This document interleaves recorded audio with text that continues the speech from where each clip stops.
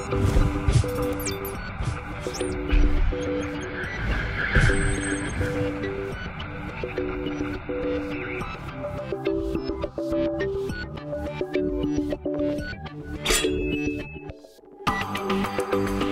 hello everyone, and welcome to the second half of the double Final Boss TV extravaganza weekend. This is episode number 91 of Final Boss TV, your normally WoW and game rating show, but today is the Square Table Chat.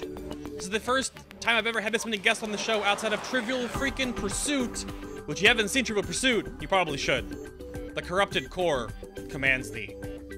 But today we're talking with a whole bunch of amazing content creators, producers, YouTubers, bloggers to talk about Warlords of Draenor and what was good, what was bad, what we liked, what we didn't like, how it should improve. We're going to talk about the update, and we're going to get some speculation points on the board because at Gamescom on the 6th we get the expansion unveiling. So, without further ado, our guests today consist of... There's all chat. Hello. Hello. Hello. Good evening. Good evening. Hello. From London-ish. All the way, slightly, yeah. Sort of ish to London. Everyone is. I am the only Yank on this show. Is that the correct word? Yes, that is the correct terminology. Damn it! Alrighty. Well, good to have you on the show. We'll be a lot to talk about. Thank you. Can I just say thank you very much, because I'm in, I believe, incredibly auspicious company, as I have never done Twitch at any kind of length, and I'm not a YouTuber. You know, I'm what used to be here before Twitch and YouTube Before existed. YouTube? Yeah. This is kind of spooky, so can I just say thank you to everybody, and I really did enjoy the pre-show. I really actually did enjoy the pre-show very much. I'm incredibly enthusiastic and looking forward to having lots and lots of chats and discussions with it. Looking forward to having you here too. Thank you very much. Yes. Also joining us, there's Bellular. Hello, sir. Hello. Nice wallpaper. Oh, it's how I roll over here. Yeah, Smooth. no holds bars in that wallpaper though. Oh, that's really good. Are you ready for this, sir? You ready to buckle down? Just might be. Got a lot to talk about. A lot of things going on too. It's going to be a very, very fun week. Yes, indeed. Next up, there's Q. Hi, Qelric. Oh no, you're muted. Hit the button. I hit the button. Oh, it's the other button. There you go. Now we can hear you. Hello. Hello. Hi. And I'm sure you'll introduce Big B later on in the show, because that's He two just parts. returned. Good. So Awesome. look out. Well, we have a helicopter though. I hope not. Awesome. Once is enough. Once is enough? Holy crap. Oh yeah. Fair enough. Next up, there's Preach. Hello, sir. Hey, thank you for having me back. I know you were afraid. I was afraid? Why was I was afraid? You know, our conversation at BlizzCon was like, you know, it was an interesting conversation we had. It was. Lots of Well, feedback about that video. I still get comments on your drama video, so like, Yeah. it started something, but I liked it. There's It a was good. surprising amount of people who take drama very seriously. Yes. Very, very seriously. Does Ghost, you want to wave in the nether of your green screen real quick? Stick your face on. Stick your face Let people on. know how handsome you are. Keep it clean in the chat, people. Yeah, you're being moderated. You're being moderated. I love it. Oh, that's amazing. And last up, but certainly not least, hi, Nobbel. Hello, everyone. Yeah. You got it, man. That happened. Look, I'm looking at the chat right now. Damn, there are a lot of people. If Yeah. you constantly see me staring off in the distance, just because I'm trying to keep up with everybody's saying. Aww. Well, it's great having you on the show again, sir. Thank you. It's been a while, yeah. A little bit, yes. Mm-hmm. I'm sure if chatroom had their way, I would have like 17 guest co-hosts every show. You'd be one of them. Would be a lot of fun. It would be a lot of fun. It'd be a little now- hard to control, this is why we have this overlay. This is the first time I've ever done this on the show before. As chatroom catches up, I'm sure they'll see. This amazing thing was done by Whammo, and the show art was done by Mr. Paul Whips, who you may remember from the Trivial Pursuit stuff, or the epic WoW Battles of History. So, yeah. Hello, everyone. Are you... That was the longest introduction I have ever done. That looks really I'm ready. cool. I'm ready for like a smoke and a pancake. I'll be right back. All right, there, be back. Jeez. Oh my goodness. 0 out of 10, table not square. I agree with that one. What? The table? Ugh. It's a square type shape. Yeah, it's rectangular. Ish. There are no circular tables in World of Warcraft. So, yeah. Hexagonal one would have been nice. Man, you know what? That's Whammo's fault. Bellular. You just go bother him. Go bother him then. So I guess I don't want to do too much with pleasantries because we have 6 gigantic topics to get through here. And throughout the course of the show, everyone's website or YouTube will be posted right down below, and the awesome little artwork that Whammo's made right there. So you can go, of course, visit their YouTubes or their websites and go get more of them. Yeah? So I want to go over real quick that the purpose of this huge square table chat is that we're not here to bitch about World of Warcraft. I mean, sort of, but not really. All right? We're here to be critical and overly passionate. Obviously, we've all been playing this game for a very long period of time, as well as many of you in chat have also been doing. But there's no point in attacking people or devs. There really is no point. Because constructive criticism is well and beyond better than like, hey, why you don't fix my class, Blizzard? It sucks! Blizzard? Hello? Because that gets us nowhere. So we're here to garnish different opinions from many different sides of World of Warcraft to just get a huge spectrum on the game and what works, what doesn't work, and etc., etc. So, yeah. Not necessarily here to come to any conclusions about anything in particular, but sort of hopefully to, help the evolutionary process of the game, because I think we can all agree on that this expansion is definitely a transitional one. So, For sure. absolutely. Agreed. So, but first up, before chat room freaks out because they want to get all this craziness out of the way, like I said in the intro, the 6th of August, coming up at Gamescom, we're getting the official announcement of the next expansion. The next chapter is coming, and I kind of want to go with what you think it will be, what do you want it to be, and we'll go in reverse order. Nobbel, predictions. Go. What I want the next expansion to be? The announcement? My personal hope is Eye of Azora a la Dark Prophet that's going around right now. Like opposite side of Azeroth would be brilliant. Naga, N'Zoth, all that good stuff. The other speculation that's going around right now is the Burning Legion. Could be. Definitely has hints in it, but I hope not. I really hope that we're going to get the Murloc race and we're going to get the islands and whatnot. That's my hope. There we go. Preacher Man? Well, I'm not a lore guy, so I don't really care what the setting is at all. I really don't. I genuinely don't care. I'm more interested in what the features are going to be. Are they going to be interesting, something new, something innovative? I don't care if it's green, if it's Burning Legion. I really genuinely don't care. So that kind of stuff's not what I'm looking for. I'm looking for what they're going to bring into the game. Right, absolutely. What do you think, Q? Well, I definitely want it to be Eye of Azora as well. I want to see... I don't necessarily want to see Burning Legion, but I think that's probably what we're going to get, Burning Legion in Azeroth. But I would love for it to be Eye of Azora, Illidan, Demon Hunters, Naga, the works. Ooh, okay. Interesting. Bellular? I'm going to verge on the side of Eye of Azora because I just want to change. We've been fighting demons for a while, and as much as I love them, Warlords maybe burnt me out a little bit in the whole demon thing, and just having loads of islands, maybe getting like controllable ships. I think they could do a lot with the setting, and yeah, make it very cool. Controllable ships, like that one quest in the Shimmering Flats, I guess, that you're on a boat, but like just not the shipyard. Oh no! Solved. Solved. And I'll chat. What do you think? I think I'd like to see Blizzard make a better announcement to release experience than we had last time. I think that would be my overriding desire. I don't mind what we get, but I'd like it to be done better than they did it last time. If you understand what I mean, because last time we had all this stuff that was going on Twitter, and lots of people were sort of interacting with other people, and I watched them build the garrisons from the ground upwards, basically. And then lots of really bad stuff happened, and lots of stuff got cancelled, and lots of people got very upset. You know what? I'd like to think we've learned in this last year. And I think this is what I would say. Above whatever's in it, I might preach. I don't care what they give us. I mean, I'd like a transmog wardrobe, but hey, there it is. Dream, okay?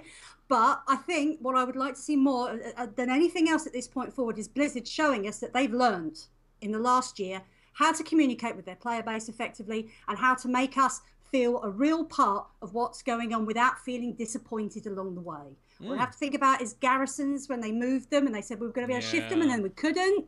Then we've got to look at the 2 capitals that were taken away. We've got to look at the place that disappeared. Let's make everybody happy. Group hug everybody. This is, I think, what I would like more than anything else on Thursday. See these guys turn up and go, right, we learnt. Here's your stuff. everybody's happy. Yeah, that's probably the biggest reigning awkwardness, is that like the over promise and the over hype we got for Warlords. Like, people ask me on the stream a lot, like, what are you really excited for, Bay? And I'm like, I don't want to get excited because I don't want to get upset. And nobody wants that disappointment, and nobody wants to feel like they're being promised something that they didn't get, because that makes people very, very angry. Yeah. I mean, so you said like the features we're getting. I mean, are there any like alternate modes of character progression or like different customizable things you guys would like to see? What do you think, Bell? Yeah, I think they're really onto a trick with the idea of being able to customize their characters more. Like, there's a lot of things where they make a system where, let's be honest, like, raid gear shouldn't be there, but they can do transmog, they can do the class accessories as well. Those, yeah, that they were working on way back, and they did a blog post on it. So there's a lot of potential with that. And if they do a player housing thing, or not the Garrisons with player housing, but if they do something like that, instead of just throwing all the mechanics in it, make it be customizable. And I think that will open up another aspect of the game that would, I think, works very well. So yeah, more customization is good. I mean, going back on what you said earlier too, Preach, is that sort of thing, does that even... Do you want like a transmog wardrobe? Do you want, ulterior character customization? Do you want those librams for your paladin or your quivers for your hunter? What do you think? Me? No, I'm not bothered. But I think the game really has to go aesthetic if it wants to carry on. And I think we saw evidence that Blizzard's realized that. I mean, we had a bit of a conversation about it over Twitter, is that transmog is great. Yeah. But Blizzard's really seeing the fact that it means that most of the new gear is completely void before it even comes out, because everybody's wearing their favorite thing already, their absolute favorite thing. So if they don't make something that beats their absolute favorite of all time, then that gear's look and design and all the effort that goes into that's a total waste. So I think transmog is got to be a focus, and making it more versatile, make it more exciting, do something with it so that people have an interest in that kind of stuff. It's got to be the way it goes. It can't just be content in terms of dailies and stuff. It's got to be aesthetic choices people could just sit down, do for 6 hours, and they don't need a reward. The reward is personal. They don't need apexes, which is a sin. I know we need apexes. We really need apexes, don't we? I mean, I need to leave and go and get some, but I'm just saying that's just the way the game's gonna go, right? You're in your garrison right now, though, Preach. Can't you just like check your mission table real quick? Is it over next to you? I mean, I have the screen open. I watch the counter go down. Yeah, I bet. Yeah, it's got to be aesthetic. Absolutely is the way forward for people.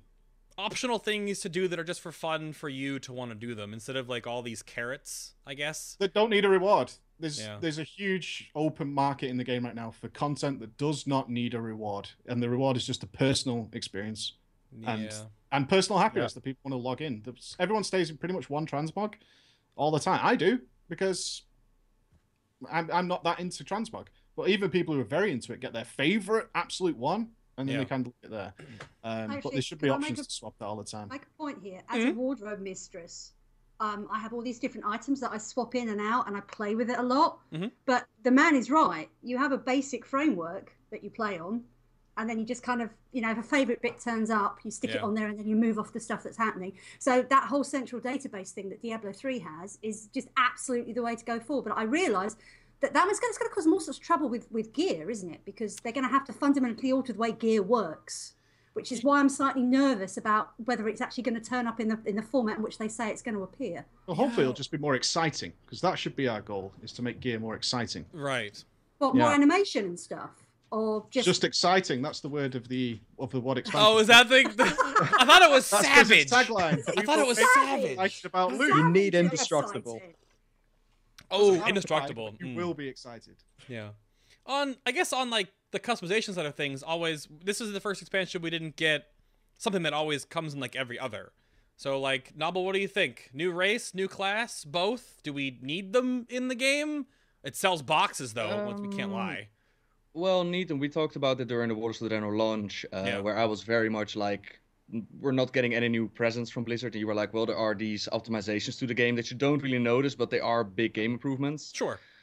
I think that they do sell expansions for sure, but do we need them? No, not necessarily. You could also take the current classes and just give each and every one of them a progression system a la Warlock Greenfire questline. Yeah. And give the option to make each and every class a hero class. You get a long questline, you get a little bit of story, a backstory behind your class, and at the end you get customization. Not so much that your spells get upgraded or more powerful, but they look a little bit different. You get a special armor set, you get a special mount set. Yeah. And that way you don't even have to design it. You don't have to worry about balancing, because every time that a new class is introduced, it has a big effect on the balance, both for PvE and PvP. So if you keep it cosmetic and you give this long questline to go with it, I love the Warlock Greenfire questline. Give it to every single class, and I would be very happy about it. You can even caveat in like the Rogue Legendary Dagger questline. Obviously, that was a power gain legendary, but the same effect kind of same concept, yeah. Same exactly. Fun. Like you got this quest giver, like you could give each and every one of them a mentor. Like for the Rogue Legendary, it was Raffion that was guiding you through it, but that questline was also a ton of fun. The Mage Legendary was also a lot of fun. Yeah, I would love to see more stuff like that. Like get connected, get back to your own class, and on top of that, if you look at the Draenor perks that they have right now, like on Draenor you don't really notice it. It's 10 levels and you'll blast through them. If they would span it out over the entire leveling sequence, and you get actual customization and the option to spend it instead of just randomize it, I think that would also add a lot of fun. For those that are missing the talent system, I think that could definitely add value to it. Yeah. Q, what's your camp on that, the whole race class thing? Do we think we need that coming into the next expansion? I think it would be nice, but as was mentioned previously, my main focus is what are we going to get in Endgame that will be interesting and fun to do. There was just so much that I wanted in Warlords of Draenor that wasn't there. Like, we had some really nice looking dungeons, but then, you know, there was no reason to run them after the first few weeks, and the Mythic dungeons helped with that, but I'd love to just see more variety of things to do at Endgame outside of perceived little mini games. And as much as I would like the transmog wardrobe, I think that would be a wonderful quality of life change. Yeah, it's pointless unless you've actually got the foundations of some good gameplay to back it up. Yeah, it's weird because we have the heirloom system now, which is sort of what we all think we want the transmog wardrobe to be. You crush a piece of gear into a little button, and then it's there in a spreadsheet, you know, saved away somewhere on the back end. But you have it all right there. You can tie achievements to it. You can, you know, I don't know if it will really work with non-set gear. So it's to be a way that you can actually crush in like random pieces you like or old weapons and things that you like as well. So yeah, it's a huge QOL, I believe. But I don't know. Sure, it's the same with the tabard window. Yeah, oh, the tabard window. Man, what was that? Wrath, they said we'll get that? Or Cataclysm? I don't know. They've been talking about it for a long time, and we've been true. asking for it for a long time. It's just little quality of life things that would definitely improve the game, but I want to see some interesting daily quest hubs or rep grinds, anything, you know, dungeons. I really, really love the 5-man content in World of Warcraft. The raiding is fantastic. I do raid every week, but the dungeons are just, previously, they were just always there as something you could do in a reasonable time frame, get some currency, you know, work towards buying some extra gear for your raiding, and it was great. Yeah. I'd like to see that come back.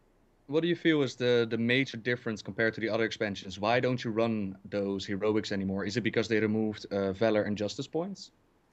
I would say that was a major point. Yeah, I mean, there's no point, because if the gear inside is not better than what you're wearing once you've stepped into LFR, yeah, you know, and if there's no currency to get from those dungeons that will enable you to purchase gear that's better from LFR, then there's no real reason to run them, even if they're enjoyable dungeons. People will not do it unless there is something to gain from it, other than enjoyment, at least in my opinion.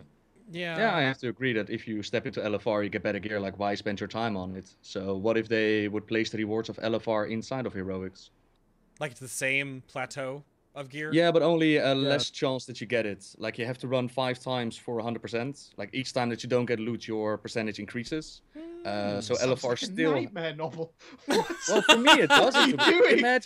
Imagine a world where you have the option to either run LFR... Hang on, Preacher, before you fall off your chair. Imagine a world, right, where you can choose. Either you have to run LFR, where you bore to death, or you can run fun heroics with your buddies, and...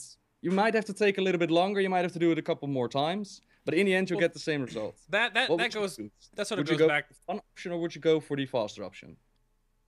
I don't think I could run a normal heroic 5 times without for LFR gear. No, I would personally. I find them a lot more fun to be honest. I'd rather. I'd like it to have a different reward. That would be nice. Well, that's sort of what Q was saying about like the whole justice and valor system. Is that like that currency got rolled forward into the catch-up mechanic. So you did your dungeons to get this currency to then catch up your gear, which was in the platitude you could look at with Warlords now. It should be like LFR level. So you can either do LFR or you can do the dungeons. Like not like that screw up fresh level dingers who are in there first getting some gear because they'll be jumping to a night level way too high. Because the content would have to be balanced right. Unless you're saying you keep the difficulty exactly the same and it gives that loot. I mean, at that point, I don't know. I don't think that's... I think the issue we're always going to face here is that LFR, because of the gear that's on it, it does undercut the dungeons, and I think it comes down to, like, are the dungeons higher quality content than the LFR? I'd say in the long run, yes. And in MOP, we had a dungeon issue. In Warlords, we've had a dungeon issue. They're both the expansions where LFR was active for most of the time, and even when they did add LFR, they also added in 3 new dungeons, which had better gear, and that drove people into those. Right. So we either need to tone down LFR or start adding more dungeons to kind of keep pace with it, and sure, just not to undercut gear all the time. Yeah, I mean, that's sort of like a topic we get to actually after the break when we get more into the whole, like, raid dungeon sequence. So I'll pull it back real quick. Oh. No, it's fine. It's gonna happen, I'm sure. Can I go back to a question that was asked earlier? Yeah. Which is about the races or new classes or both. Yes, sir. Well, what I would really like is a new role, a support role.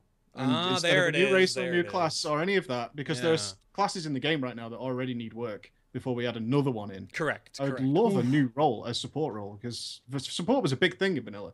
And it's not rose-tinted, but there are a lot of players who don't care about being the top DPS. They don't care about being the top HPS. Yep. They want to be a support and a team player, and they love that style of play.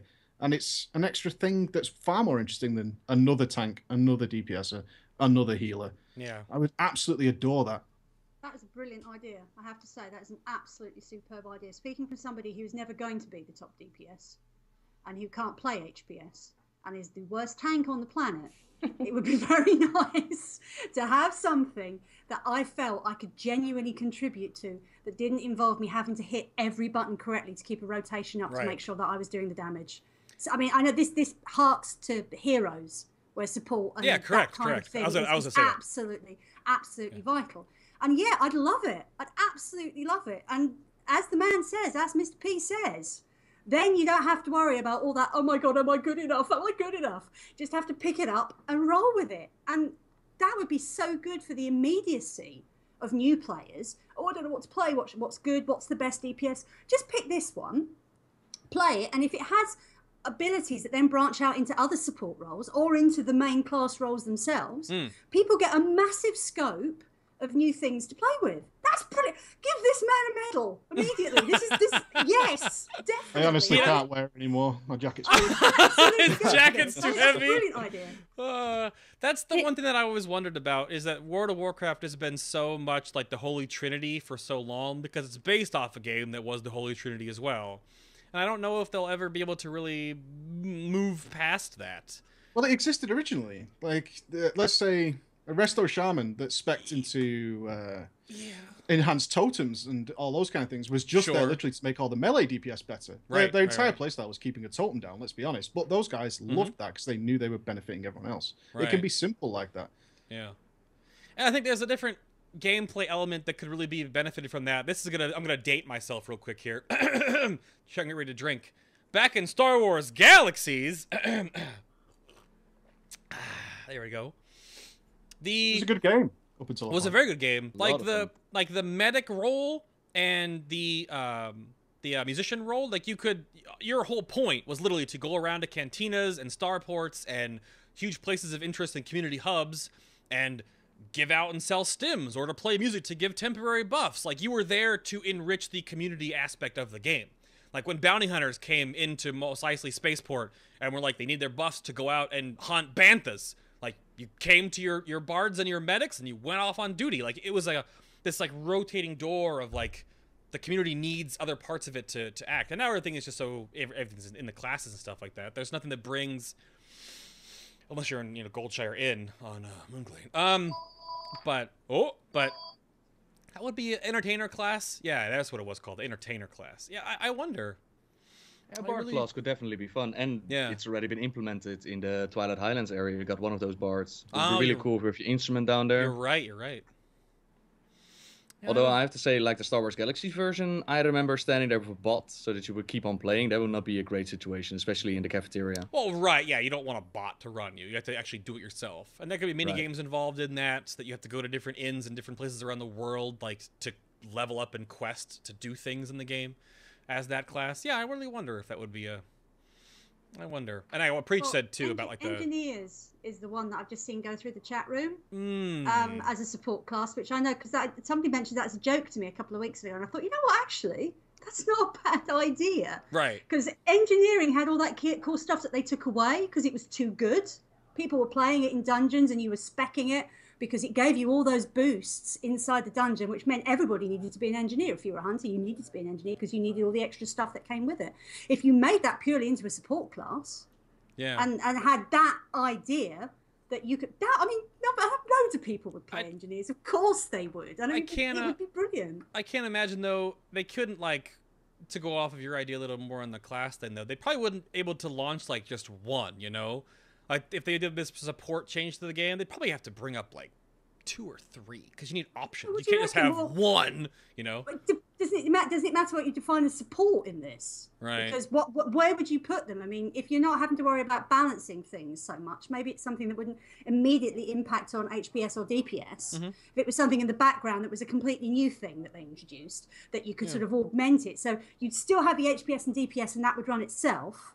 But you'd have the next step back, and it would kind of sort of surround what you did in your raid. Sure. And then you could then pick which particular role you'd have, and that would augment your raid. So if you needed an extra healing boost for that particular fight, then you get your support classes to all do that. And then in the next fight, you need the extra DPS, so all the support classes come in and augment the DPS. Yeah, it's weird. I wonder if they'll bring, because it's almost like a huge social aspect that could really bring to the game. So I'm not sure. We're in a huge evolutionary period right now, so I wonder if we'll ever get something like that in World of Warcraft. Can I just say that I was a support class. I was a support class in the Burning Crusade. I remember being in Hyjal on my warrior and being told to just stand in the middle and hit demoralizing shout. What? And that was all I was allowed to do. Is that's an archaic thing? Yeah. There you go. Yeah, like the issue you run into is design budget with all this. Like, it would be great to have all this stuff, but what's the knock-on effect on other classes, the knock-on effect on balance? It's weird in that, if I was making a brand new MMO right now, probably would have support, probably would have, the Final Fantasy stuff where you can spec your class.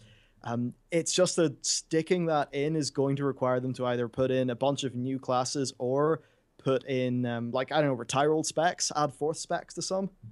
Does that matter to us though? I don't know. I don't like making excuses for Blizzard in terms of how much time it's going to take them, because one of the things in WoD that maybe I'm going ahead that's really upset me from Blizzard is the repeated use of, we just haven't had the time to make this good. Oh, this takes too long, so we can't do that. They said that with a lot of things, including 5-man dungeons.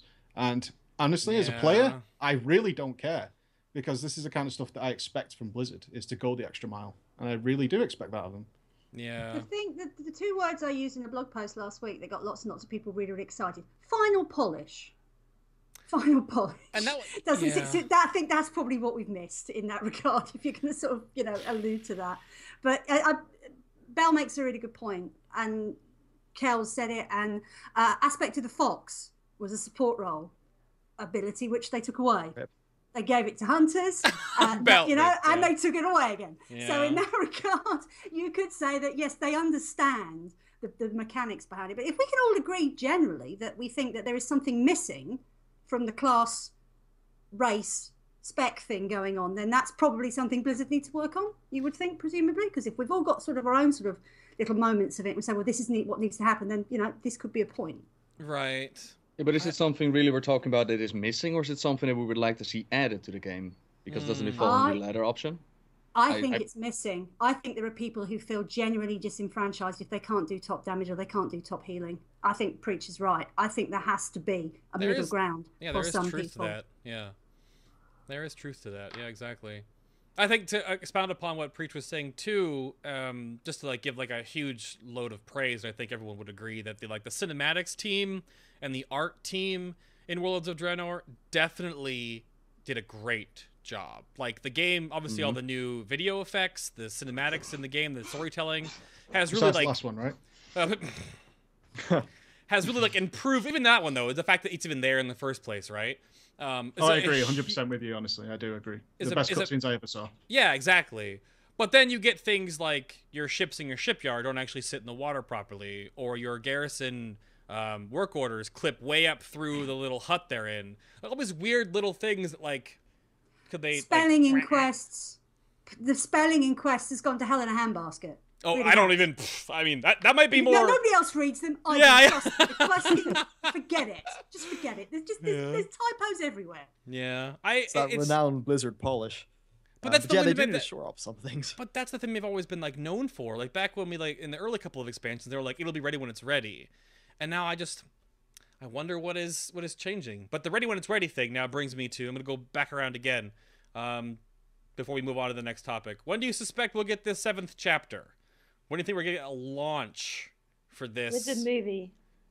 Qelric, with the movie? What Kel says, actually, I'm going to go with Kel. May, June. Definitely. May, June? Yeah. Bell? I would have said the movie if we were getting a third raid tier, because a third raid tier would bring us to, like, you know, this, I don't know, sort of finishing up sometime next year. Then we have 6 months and boom, new movie, new expansion, great. Yeah. Since it's not that, a bunch of people I know have said they could try to target the kind of like winter stuff for the sake of getting like crazy winter money. I think Q1 could be pretty possible. I'm going to say Q1, Q2, but I'm verging the side of earlier. Well, yeah, they could just open up pre-orders for Christmas. Yeah, pre-orders, because you gotta factor in 4 to 6 months of beta. Yeah, we'll get a year. The annual pass again, friends, coming back. The annual pass. The new expansion, I think, is sooner than you think. Yeah, you think so, Preach? I think it's ridiculously soon. What's ridiculously soon to you? Like January, February? Maybe January, but I would expect... I don't think Gamescom will be more than the name. I don't expect anything more than that. Yeah. They're trying to save some stuff for BlizzCon, but I don't think, realistically, from a business point of view, they can afford to wait that long. And I think they need to... Yeah, I imagine I think they're rushing to get it done as fast as possible. There are 2 different trailers they make: the launch trailer, the announcement launch trailer, and then the actual like cinematic trailer. We'll get the cinematic one at BlizzCon, I imagine. And we'll get like a launch like announcement trailer thing at Gamescom. Yeah, with like you know, the transmog wardrobe, dance studio, level cap raised to 110, 3 new zones, you know, new class. That's what we'll get. So, Nobbel, you have a date in mind? What do you think before we move on? Well, I don't think it's tied in with the movie, mainly because they're aiming. They've said that they're aiming the movie at a broad audience and not just at the Warcraft fans. So they They don't just want us. They want everybody to get in, a la Lord of the Rings. And besides that, the story that ties in, like we've just been introduced with these orcs of the past, so they already did the setup. Unless we go to alternate Azeroth for the next expansion, which I don't see happening. Oh, I hope not. I think that the movie and the game, we need to see those separate. I also hear a lot of people say like the game is lacking because they're working on the movie. I think that they're 2 different teams, but I don't work for them. Yeah, it's Legendary Films and Blizzard Entertainment, yeah. Right, but my feeling is I'm hoping December, that will be great, like the Christmas launch, get everybody like Christmas time, that's a perfect time to launch. But I think that's a little bit ambitious. I'm thinking January, February, but that's just top of the head. Point is, I don't think it's connected to the movie. What would get me about the movie connection is it would mean a year of 6.2. Yeah, as well. Can't speak for everyone, but I don't know if that's a good idea. Somewhat. Yeah, that's why I agree with a lot of you. I really want like 6.2. It'll last for 6 months. That's fine. Whatever. Yeah, but sure. I just mean going the full distance of a year. Yeah. Don't think it's really got it in it. What if they said at Gamescom, okay, so the next expansion is going to be Eye of Ashara or whatever, and then they say, and by the way, next month Alpha starts. Yeah, I could see that happening. Yeah, and then you get beta at BlizzCon, and you then get the transition patch in January, and they launch in May. So you won't get 6.2 for a year. You'll get the transition patch. You'll get a pre-launch event. They will go hell for leather. I think we will see something of the ilk of the Scourge invasion. I genuinely think if they want to pull people in, we have to go back to that kind of. It happens instantly. It happens in the world. You've got to get there. Yeah. You've got to do it. And I think if Blizzard have learned anything in this whole last year, from whichever standpoint you happen to stand from, is that people enjoy being motivated. If you give them something genuine to do, they will go and do it and enjoy it. And people will start building the little events around themselves. You just need something like the Scourge to come along. Oh, the demons. I mean, they could just use the same stuff. What if it was Naga? Well, anything, because if that framework exists, if it's there and they've used it before, all they're going to do is pick it up and drop it in again. And we have then from January to May, everybody going absolutely crazy because all this cool stuff's dropping, and they don't care that there's no more stuff to raid because they know that the new expansion will be 2 months from that point. Everybody gets to learn the new spells. Everybody lives happily ever after. I have to say I have to disagree with that, considering the Warlords of Draenor pre-patch is that we got the whole Blasted Lands Dark Portal changed, and we got a preview of the dungeon. That was a day of content's worth, and everybody was like, well, I'm ready, let's go. So 4 months of an introduction content, like this, it's coming. 4 months is a little bit long, in my opinion. It would definitely have to bring a little bit more than what that did, because you did that in like an hour and a half, you know, you were done. It would have to be epic introduction. I think we have to go back to Wrath levels of epic, ladies and gentlemen. That's what we need to do. I really think that has to be the level that they're going to pitch it. I mean, everybody said TBC was their favourite expansion. Look what you got. So keep your fingers crossed. Do not compare this expansion to the Burning Crusade. Did we just compare what to the Burning Crusade? Because that's that's a one. No. They took TBC. They stripped it down to its bare bones, and that's what you got. Yeah, I think that was... Nah, I disagree with that, to be honest. They took maybe the concept of the Burning Crusade. They took maybe the Legion influences, but the rest, not comparable. There was no Garrison in TBC that kept me locked down and bored for 6 months. There were dailies that got me bored for 6 months, but no Garrison. Yeah. Well, that's Nobbel. It's like you see the show notes. I'm going to move us along here. This is sort of like an open, giant, chunky thing, just to kind of give everyone a little moment to like soapbox about what was good and bad about this whole thing. So our next topic we're going to bring up is going to be Garrisons, the leveling experience that worked with Garrisons, like the first 6 weeks, and now the Shipyard. So this was the huge new system that came up in Warlords of Draenor. This is like the big flagship thing. You go your garrison, you build it up during your leveling thing. Obviously things changed about it, but obviously we can't affect that and what happened when it changed, and we couldn't move it around. But it's not really player housing. So, I mean, you guys can see the notes. I don't know what you want to talk about. I'm going to go around the table here just to see what everyone thinks about the system. I'm going to go back to Preach. What do you think, sir? What was your take on the leveling experience, Garrison, Shipyards? All right, the leveling experience was the best they've ever made. I did it 11 times, as most of you probably know, and it was fine. I really had no issue with it whatsoever. 11 times to non-jungle, really? 11 times? Wow, dedication. Alpha and beta, probably about 34 times or something like that. Because they kept resetting the service. But I never had a problem with it. Besides Nagrand being the last zone, which I thought was a weak choice. Other than that, I had no problem with it at all. And the cutscenes made it worthwhile. The bonus objectives were something you could choose to do. It was great. The Garrison is a good idea. It's a really good idea. And it is. And it's about time we had something like that in. The problem was it was doomed to failure. It was just decided to be a functional thing. And that's where it went wrong, instead of just cosmetic and aesthetic. If they, instead of trying to put in your bleeding professions and missions and all that kind of stuff, it was totally unnecessary. And it didn't need to happen. If they just made it cosmetic and just allowed you to modify it, and sit, like I said earlier, just sit and play with it and make a Warspear or wherever your hometown is, to go there and do your professions and stuff and populate the world outside of your garrison. But by making it functional and having all these things that you needed to do every day, that's what locked players into the garrison and made it an unfriendly place to be, because you were on your own doing boring stuff all the time, every day. And that was a disaster.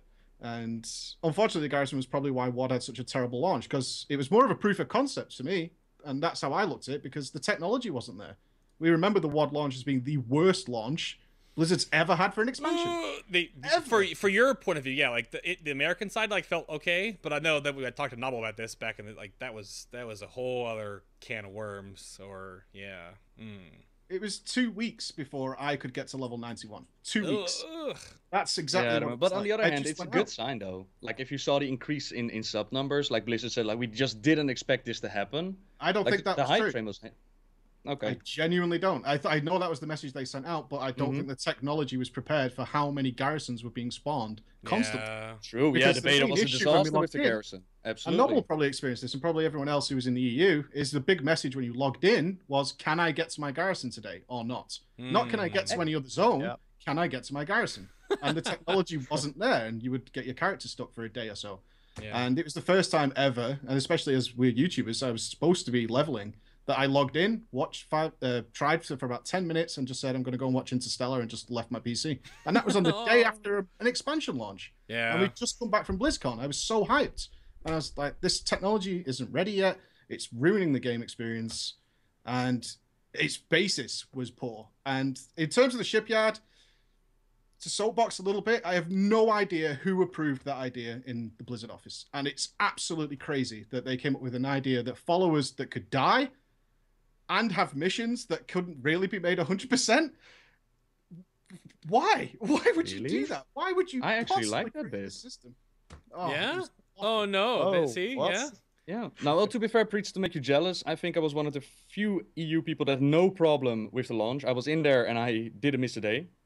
And I think you're spot on. The moment that they called the garrison part of your core gameplay, that's the moment where it became a big problem. Compared to the farm in Mr. Pandaria, like, it was a nice additional thing to do, but it didn't affect your gameplay as such, so nobody made a big problem out of it. Compared to the garrison, where you're required to do it not on one character, but on different alts. Now, the whole part about the Shipyard, I love the fact that they actually explode. I think it adds a little bit more value to whatever you're doing. And on top of that, you got the item that you could put on which makes it unsinkable. So what I'm doing with the Shipyard is I got the gnome one so that they bring back blueprints, and I got the night elf one so that they're fast. Those are my unsinkable ones, and the rest I just send them away and they can do whatever they want. And I don't care if they explode or not. I don't care. It doesn't matter. You're just YOLOing missions, right? That's all you're saying. Exactly, and that's all there is, because there is really, like, that's a whole different topic, like the value of the Shipyard, because, you know, it's forced on you because the legendary, and that's it. That's the value. But the whole game itself, it's boring. If I could, I would put a cannon in my garrison and shoot my Shipyard and sink it. It's awful. I just no idea how some of those ideas came together. I would absolutely have loved, as a simple suggestion from a common sense point of view, why was there no quest system or something involved or mission that I could start to go and seek out a special crew? We need a Murloc crew? Fine. Give me a full series of things to do to acquire them and create my ships and allow me to do some customization. Allow me to have fun with this instead of it being another table. Why was that system so simple when there were so many options to use your followers on the boats, to go out and do this kind of thing, and to have quests to sort out your ships, to customize your boats in some fashion, even if they're just going to sit in your dock? Why couldn't we do that? Why instead did we get a simple system of speaking to a guy who sends out his guys to build boats in a couple of hours, sink them, and do it again and hope for the best? And that was the situation I found with the Shipyard and random procs legendaries. Why did we get the Shipyard at all when, as far as I could tell, tons and tons of people were complaining about the whole garrison minigame with the followers and didn't want any more of it? And then they came up with another one. Sorry? It would require extra work on the expansion. With Nobbel on that one, because quest creation content, or, you know, making quests, that takes time for people to place things, write things, do all of that, whereas you're just copying over a system, you're making a new table, and it's not really that different. It's just a quick tweak. Putting followers on your ships, that would probably be, I don't know exactly how they've done it, but it would be more functionality work. It would be a lot more coding and working out new things, whereas the Shipyard is I suppose it's the bare minimum, which is sad because it's really pretty, and having boats would be cool. I was surprised it even went ahead, because people were legendarily hating on garrison missions. And a system went ahead that was more of the same. Although universally people were saying, I'm sick of being in my garrison, I'm sick of doing my dailies, and these follower caches and all that kind of stuff. Yeah. And then they brought out another one to double up on it. And I was just so confused by why that decision went ahead, and it didn't develop in any way. Like Bellular said, it was about as lazy as it could get from my perspective. It looks pretty, but the actual systems involved were very, very lazy. My one and thing I just couldn't understand it. I never understood, like, you upgrade your garrison, level 1, 2, 3, but you upgrade your shipyard to 1, 2, 3, but all you get is, like, one more boat. Exactly. The artists are working exactly. on blades. Exactly. I guess. And it never got developed. Why did we never see level 4 buildings? And that's why I considered it to be a kind of proof of concept thing, where they were like, okay, we can maybe do player housing in some fashion. Here's the garrison. Let's see how that works out. And they put all this functionality in there, which kept people in there. But they had obviously no plans to really develop it beyond its initial launch. They had no ideas on what to do there. Or if they did, they didn't do them. We'll never know. We'll never know. And that's what really confused me about the whole thing. Now we have so many of the players. If I check my guild list, which is a guild that invites anybody who wants to talk to me or whatever, so there's hundreds of people in there. If I check that, they're nearly all in the garrison. But that part of the content was never developed once. Nothing happened there. And that's why I was hoping and praying it would just be either really good or something that wasn't important. And unfortunately, it went the opposite of both of those decisions for me. Can I make For the shipyard, what a... Sorry, go ahead. Is that okay? Yeah. I was going to go around the table, so you're next. In my blog, or the whole the run up to this, I was the world's #1 garrison supporter. I thought Blizzard had hit the perfect combination of putting together casual leveling, professions, which nobody's mentioned here, and gameplay into a central hub. And I feel that I cheated so many people. I'd like to apologise to anybody who is listening to this, who I told, play the garrisons, because the garrison's going to be cool. For such a brilliant idea, and for such a brilliant set of basic building blocks, how is it possible that they built a structure that bears no resemblance to what anybody actually wanted? I do not understand how this happened, because when you looked at it in development, and I followed it every week, I followed the new strings when they came up. I watched them build it piece by piece. And what I saw and what we ended up with were two completely different concepts. And this is going to be repeated. This basic framework will be in the next expansion, I think, whether you like it or not. Now, whether it's in the format, whether it's the format that they use that we have now, or whether they're going to amend the system is not clear. But I feel that having kind of built this up as being the most amazing thing, and to be disappointed in the way so many people were. There was no soul. There was no love. Kel should be able to put her followers on her boats. She raised them all. She gave them all gear. She raised them all, yes. No, the whole point. I changed their nappies every night. You can't even transmog them. You can't even dress your little people. They sink to the bottom of the sea. Love Bye-bye, went into this. If Preach is trying to log in on that weekend, and I completely sympathise with him, my husband almost gave up. He almost cancelled his sub there and then and said, that's it, I'm not playing anymore. This is ridiculous. After 10 years, you can't get this right.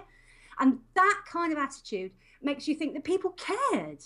Because Blizzard built it up for us to care about it. We were the central character. We were the focus. This was the plot. This was where everything drove through. And Blizzard at some point we were all guilty of that, though, right? Is there anybody here who didn't hype the garrison after playing alpha and beta? I went to LA. I made a video about it, and I came back on the show, and we're like, "Oh my god, it's like Warcraft 3 in my World of Warcraft!" Holy! Yep. Initially, but I think I caught what it was pretty quickly. Like it's clear that Blizzard saw that on mobile certain trends are doing well. Oh no! They know that people like to, they send their things off and they wait for an hour. No, that's great because retention. I feel like maybe at one point the garrison was something that was more customizable, that had just a lot more of that sort of game. But they saw that trend and thought, screw it, retention, we're going to do that. I think that's why it feels like it has no soul. As Bellular says, in Blizzard's defense, I watched the WOD announcement again today before the show and the Q&A panel. The garrison was announced, and this is probably one of the big issues that we created ourselves. The garrison was announced as something that you could build and upgrade, and that was it. That is all Blizzard said about it until they made the, we would like to do this kind of promises that they do at BlizzCon, which is fine that they don't work out. We've seen them with Dance Studios and Path of Titans, and that's okay. We want to take it there. But their announcement of garrisons is just, you can build it and upgrade it. And that is exactly what they gave us. But from that, everybody thought, you can customize this thing because you build your own base. Although they kind of touched on it and said we'd like to go there, it wasn't a feature that was announced with Warlords of Draenor specifically. It wasn't. And I was on board with that as well. As soon as they told me I can build my own base, I was like, I'm going to with dragons' heads in there of the bosses I killed, I'm going to do all those kind of things. Because that's me. That's what I play for. And I would expect my garrison to reflect me as a player. Whereas what we all got was basically just exactly the same buildings. Everyone's exactly the same. A lot of people ask for The Sims, and I know that sounds trite, but that's exactly what they should have given us. We should have had that level of customization. Yep, we should have had bars for our followers. We should have had barracks. We should have been able to do all kinds of stupid, pointless things inside it that you would invite other people to. We can bring. Why would you? Are you going to go and visit anybody's garrison right now to check it out? Of course not. But everybody's got one. Where did you put your inn? Oh, it's over there. Oh my god. What do we have really? Why is your enchanting hut over there? Because mine is over there, and you put it there, and that's it. But for the announcement thing, didn't they? Like, I don't know if it was part of the official announcement, but didn't they mention during the panels that they that you could customize it and put it wherever you wanted, like Shadow Moon Valley, Gorgrond? And then they realized they couldn't do it. Yeah. And that was later, after BlizzCon, they took that out. But it was announced at BlizzCon, like, this is what you can do, not so much what we want to do, but this is what is part of your garrison, right? There isn't. Go ahead, Preach. They did mention it, but it's not like this is what was going to happen. It was very much a case of here's kind of what we'd like to do. But they mentioned the words, and that is killer in Blizzard. The art for it was in the alpha. Bell, go for it, Bell. Yeah, the art for that was in the alpha. I think you linked it on our Skype a while ago. That guy who, and I'm sure many of the people have seen it, the guy who's doing a flyover of Farallon from the alpha, I'm pretty sure it's either him or someone else has a video on their channel where they're going through the various locations in the other zones where there were like set out areas for garrisons. Yeah, they're like so it was a thing. Yeah. They just, I suppose they just didn't go the distance with it, but work had been put into that. So it's not like they just offhand mentioned it and never planned. It was clearly something.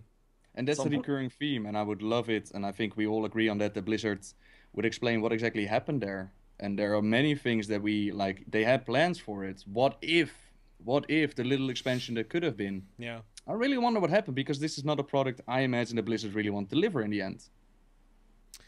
Yeah, that's the one thing that's like the first part of the next topic before we move on from Garrisons, is that I almost really wholeheartedly believe that Blizzard needs to stop over-promising to garnish hype. We already love this silly game. Like, they don't need to tell us things that might happen. Just tell us what's going to. Because then when you tell us stuff is might happen, and then it never comes, then we're just like, where's our dance studio? You know, like, it's just a cascade. And I think hopefully they learned this from this expansion. I mean, they put freaking Gorehowl in a cab in New York City to hype this thing up, right? And I think if they just need to just reel it back in a bit, you already know that your core fan base loves this game. Just tell us what's going to happen, not what might, because that's, like what Pre said, that's damning. Because it goes everywhere like wildfire. So... Yeah, but it's a tricky line to walk through, though, because on the one hand, we complain that we don't get enough communication from the developers, and on the other hand, if certain things fall through, we smack them down with, you lied to us, and you promised us things that never happened. So I can understand that sometimes the devs are like, okay, we're going to hold back. But then the other scale, I don't understand why two different devs are giving two different kind of information and stories. So it's a very thin line that they're walking on, especially with something like BlizzCon, where you're in the moment, you're very hyped, like, this is going to be the next expansion, guys, this is what we got planned, this is what we got planned. And I really hope that somebody steps up at the upcoming Gamescom or BlizzCon and be like, okay, we heard this and this, what can you tell us is set in stone, and what is planned? Because then at least we have normal expectations towards the next expansion. Yeah. I think that's very true. I think what we need is people working from maybe scripts, and maybe there being one set of rules for everybody, and as Nobbel says, that moment when you just want to say something and you want to just get it out, and it needs to be something that you can grab the audience with. I think certain people need a script, and I think this has to be scripted. And I think if Kel and I are right, and there is some kind of movie tie-in, they are going to have to, because they might give stuff away that's in the film, and that in itself is going to be a delicate balancing act if they have to do it. I think more people need to be saying the same thing, rather than having, as the man said, two different versions of the same story. Yeah, plus it's the difference between announcing and explaining. I think what people want is go, we don't want big announcements. We just want a little bit of an explanation, more so than anything, and consistent explanations. They'd be nice too. It's a weird balancing act that they like. My thing is like the little like quips we can get that are like, ooh, that could be cool. Like BlizzCon last year, someone asked if this is a slight tangent, but if Overwatch characters would ever come to Heroes of the Storm, and they were like, that would be cool, wouldn't it? And everyone was like, yeah, it would. And then the crowd went wild. But it was never like Overwatch characters are in Heroes of the Storm, you know? Where it's different when they give us things like at BlizzCon last year, like we're gonna go to Farallon, and then pardon? That? Yeah. So it's a difference in how things happen, I think, because they have to realize that this is like one of the most popular franchises on the face of the planet Earth. And yeah, but certain things are also different. Like in your example, Farallon was actually on the map. Oh yeah, it is. Kind of, if they put it up there, you know. It was for a very long time, and then poof, it vanished. Yeah. Oh, they just put a hat on it. They've created or begun to create a lot of stuff that they said we would get, because the evidence is in that video. Farallon was in the process of being created. We know that Caribou City has an inside. We managed to get in there during the alpha. Mm-hmm. Yep. Tons and tons of stuff are in this game half finished. So they obviously did intend to give it to us. Yeah. The real question is what happened, you know, that made it so that they couldn't complete the things that they promised. I use that word, you know, they obviously never say, we promised to give you this. But when they say, you're going to get capital cities, you're going to get this, that, and the other, the viewer base and the community cannot be blamed for saying, okay, we believe you, we're going to be waiting for it, and then get upset when we don't get it. Yeah. And get the response like, we never promised anything. Like, what's BlizzCon for then? Yeah. You know?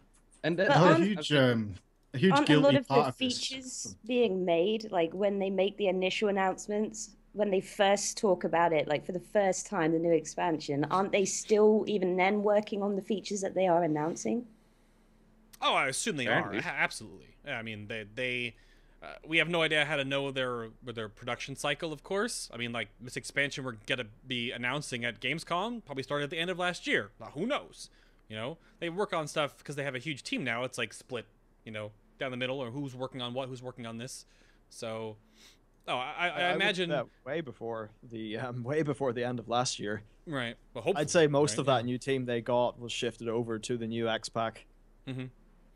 Oh, would you have appreciate something else? We have to bring up here that probably a lot of guilt here lies with Blizzard themselves, but it's this strange idea that we need a new expansion every 12 months. This seemingly philosophy that they've imposed on themselves, which then just reduces all flexibility to zero. And they had that situation where Siege of Orgrimmar was out for over a year. Mm-hmm. And we're talking about we walked inside Caribou. They cut development on that way earlier because it didn't even have textures, if you remember going inside. And they must have just said, we just can't do it. Why? Because we have this timeline that we've got to meet, and we've got to be going on to the next year. And then at that point, we're saying, oh, this is going to be another expansion in 12 months' time? Do we start moving people there now? Because we're done here. It's got to come out. We can't keep people in Siege of Orgrimmar. Because we're on this one-year deadline, we haven't created any other content for Mists of Pandaria, so we have to move forward now. And by doing so, there is no flexibility there at all to say, well, we're holding it back. And the old adage of it's ready when it's ready has been lost because they've imposed this timeline on themselves that none of us asked for. Yeah, none of us were saying we definitely want an expansion every year. No, I would just want good content. And when you're a new expansion, when it's ready, I don't want you to be saying to me, yeah, but we're doing a new expansion every year. Why? We didn't ask for that. Why are you doing that? Because clearly that's not working. You're half developing content, and we can see the evidence of that. The cool stuff that you're telling us about BlizzCon that sounds really awesome, we're not getting because you're not having time to make it, seemingly. Because you're already working on the next expansion, which is 12 months away. So why do that? Why impose that rule on yourself? Do you not feel as well it devalues... Sorry for interrupting. It's okay, go ahead. Like, this is something I've spoken about before, but do you not feel like having a shorter expansion also devalues what you do in the current expansion? Because you know, okay, this raid's come out, there's 4 months left. Do you see what I'm going? Like, yeah. It's like, I'm not going to touch is there any point doing it? Because in 4 months' time, I'm going to be replacing this gear with greens. Yeah. Well, that's why gear's devalued, right? That's what we're saying. Gear has very little value in WoW. Yeah. That's all. And people have recognized that, even to the lowest casual players. They recognize that their gear doesn't really matter. And most of them are actually out farming gold content. and we saw that only 50% of people actually bothered with LFR, even for a legendary. There's only 50% of people even bothered caring about a legendary, as bad as it is or whatever. It doesn't matter. They're not interested in that content. They're not interested in getting top gear. They're looking for other stuff to do. And by just releasing... And Tanan is not the answer, right? I mean, we know that. Something like Tanan is certainly not the answer. A retooled zone that made little sense to last more than 2 weeks. So it's... But I assume the thinking there is this is only actually going to last a few months because our new expansion's coming. And lo and behold, just after 6.2, we're announcing the new expansion. We've just had the patch. We've just had the last major piece of content and you're announcing the new expansion already, which means you've obviously been working on it for ages and not working on Warlords of Draenor. And you were asking, like, why are they doing this? And I heard a lot of skepticism out of the community, like Blizzard is becoming a cash grab, like they want to quickly get a buck. But I can't imagine that this is a good business model for Blizzard as a whole, because even though they'll quickly get your money out of that new expansion every year, the customers are going to slowly but surely walk away because they don't feel engaged anymore. They don't have the journey anymore, like Qelric said. They don't have the quality in the game anymore. And I hope that they indeed learned their lesson from Warlords and that this will never happen again. That somewhere they dropped the ball with the content design. That somewhere along the way they were like, okay, we made an oopsie. Next time it's going to be better. I really hope so. Because if this is the trend, then I'm not going to be their customer anymore. Because I'm not going to keep on paying for something that is only half what it should be. Yeah, it's obviously something that's changed in the marketing side of things, whereas like what Pre said before, we don't necessarily need an expansion every 12 months to 16 months. We just want a nice chunk of stuff to do, dungeons, raids, things like that every 3 to 4. Because it doesn't matter how long the lull is, as long as the lull between expansions and the last major patch is only like, 4 to 5 months or so, then it's okay. The year, the 8 plus mark is usually where it's like, pardon, excuse me, sir, madam, because that's like a year of like, why I'm still paying you to stuff, please, So, and that's sort of like bringing us right into the next topic, which is fine to roll right into this one, is the communication, interviews, and a little bit of flying, I guess. Flying is sort of like this meta ball of what happened in that sort of circumference, like, and wraps up everything that just happened here. And I think that we've all experienced a different level of new, improved, awesome communication, and then the flip-flop is that we get 2 dev interviews back to back that say different things. And obviously things can change in the time period of what you get one interview here, and a week later you get another interview here, and things can change. Like, that's what happened with flying. But I don't know if they got like overwhelmed, or they were just like, they couldn't not say something and they had to say something, so they said something and then that something changed the next week and they had to say it again. It's weird how that feels like it's only wishy-washy from our point of view as the consumer here.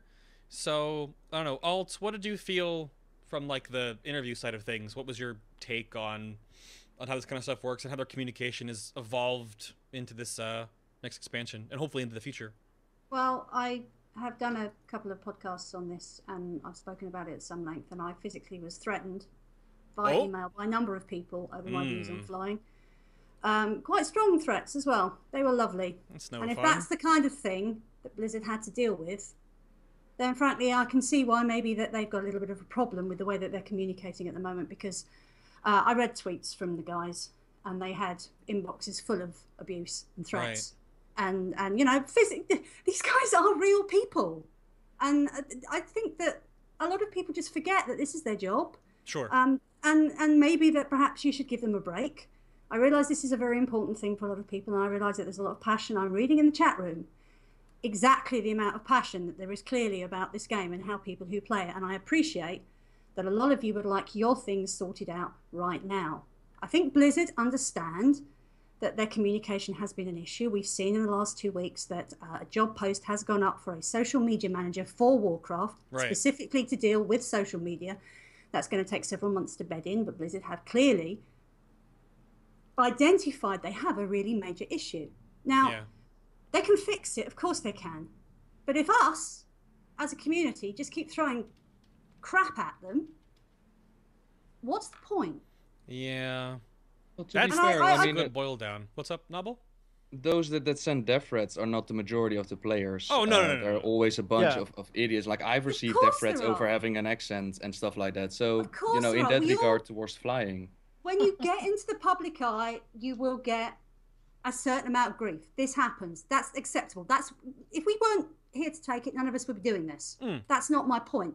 My point is, if I got those, multiply that up 7 million times and think how Blizzard in that 3-week period. Okay, I'll grant you, you don't announce something like flying on a holiday and then or go on holiday.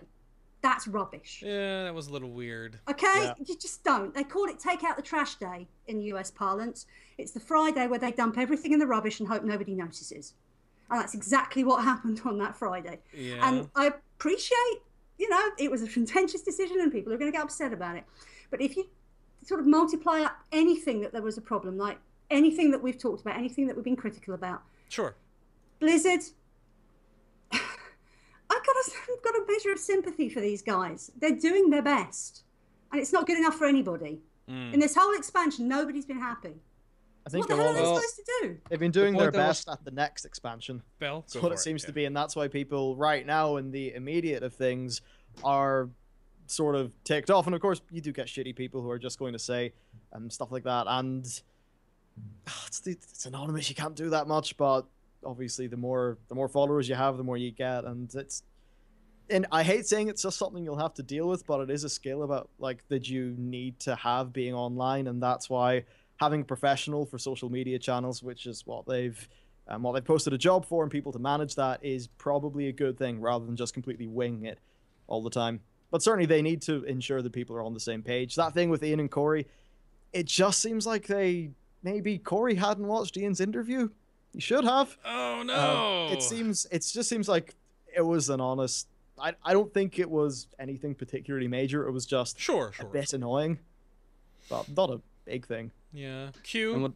The point I was actually trying to make with the whole death threat thing, like I can sympathize for Blizzard, especially if you need to accept those messages and be like, you know, you need to swallow it.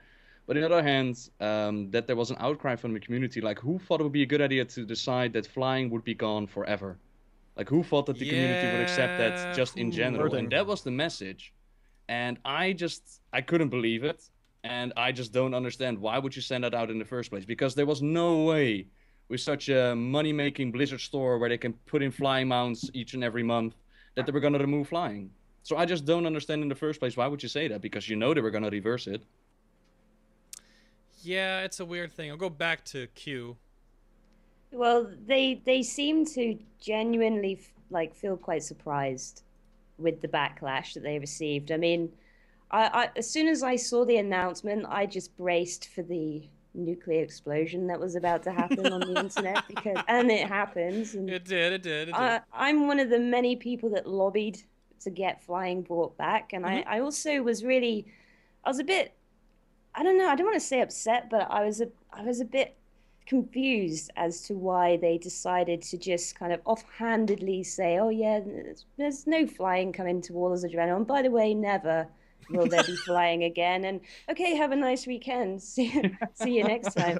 And then I just watched the forums explode. I was getting messages. I was seeing everyone on Twitter, on Facebook, just YouTube comments going absolutely crazy over this decision. And just to think that they were genuinely confused and not expecting that to happen, I have no idea how they could think that.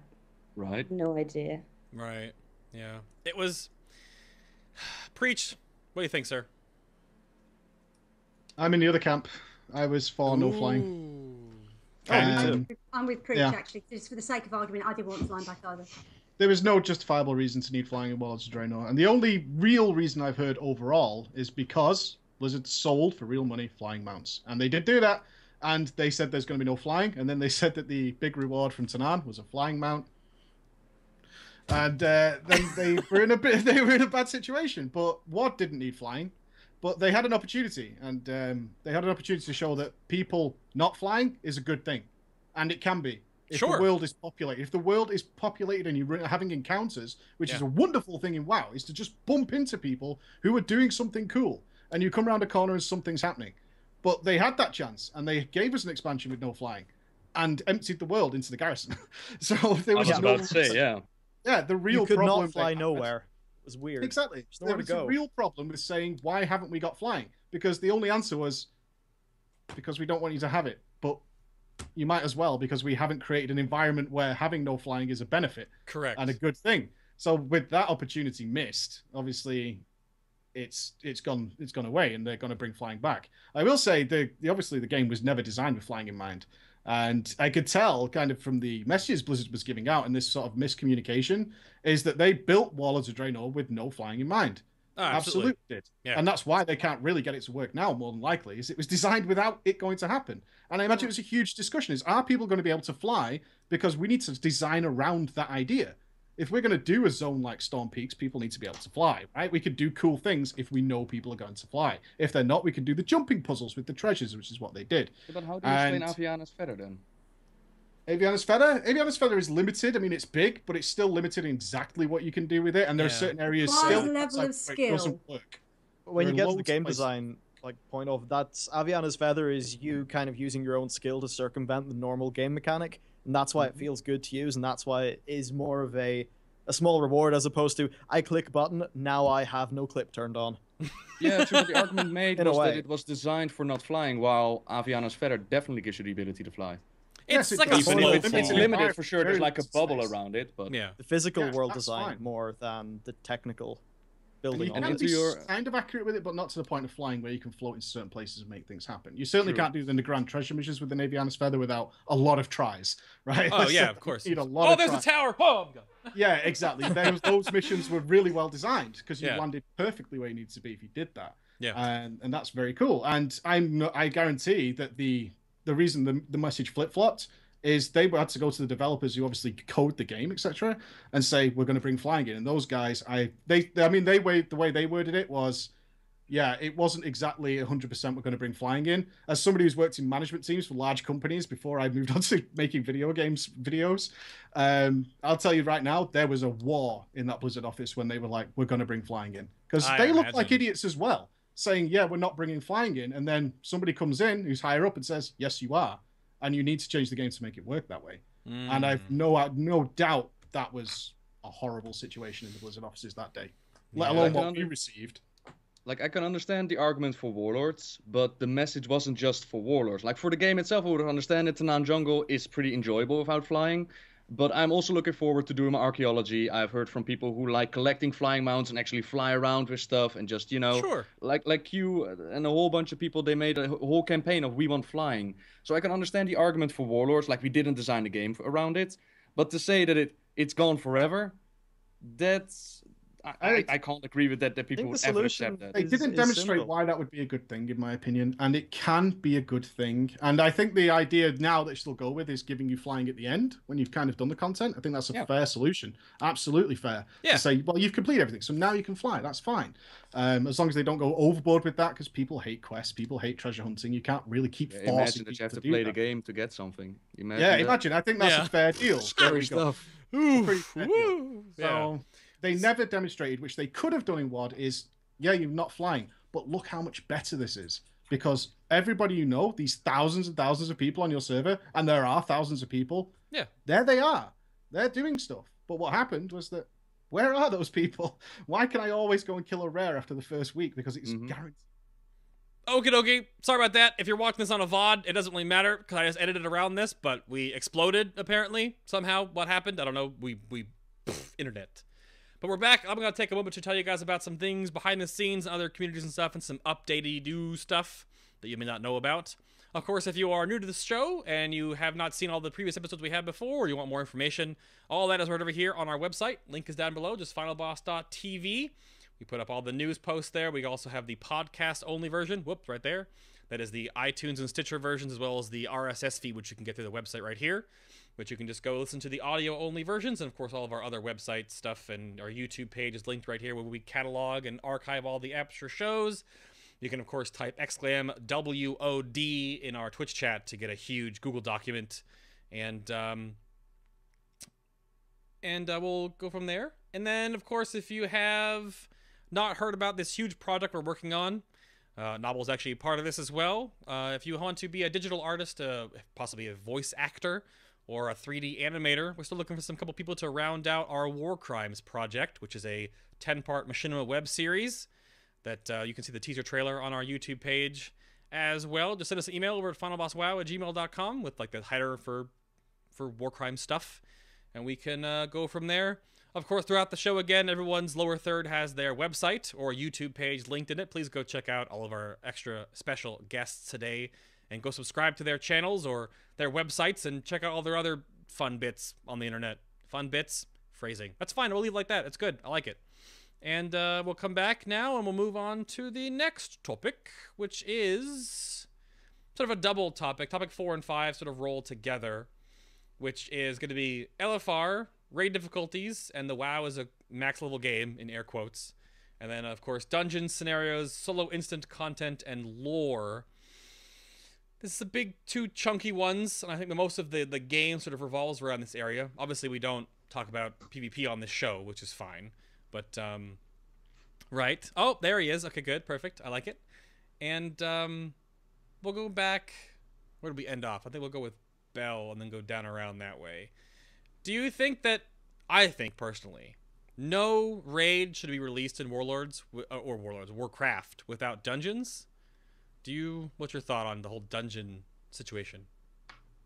To say always, maybe not, but in general, yeah, absolutely, especially when LFR exists and the way the gear progresses in this game.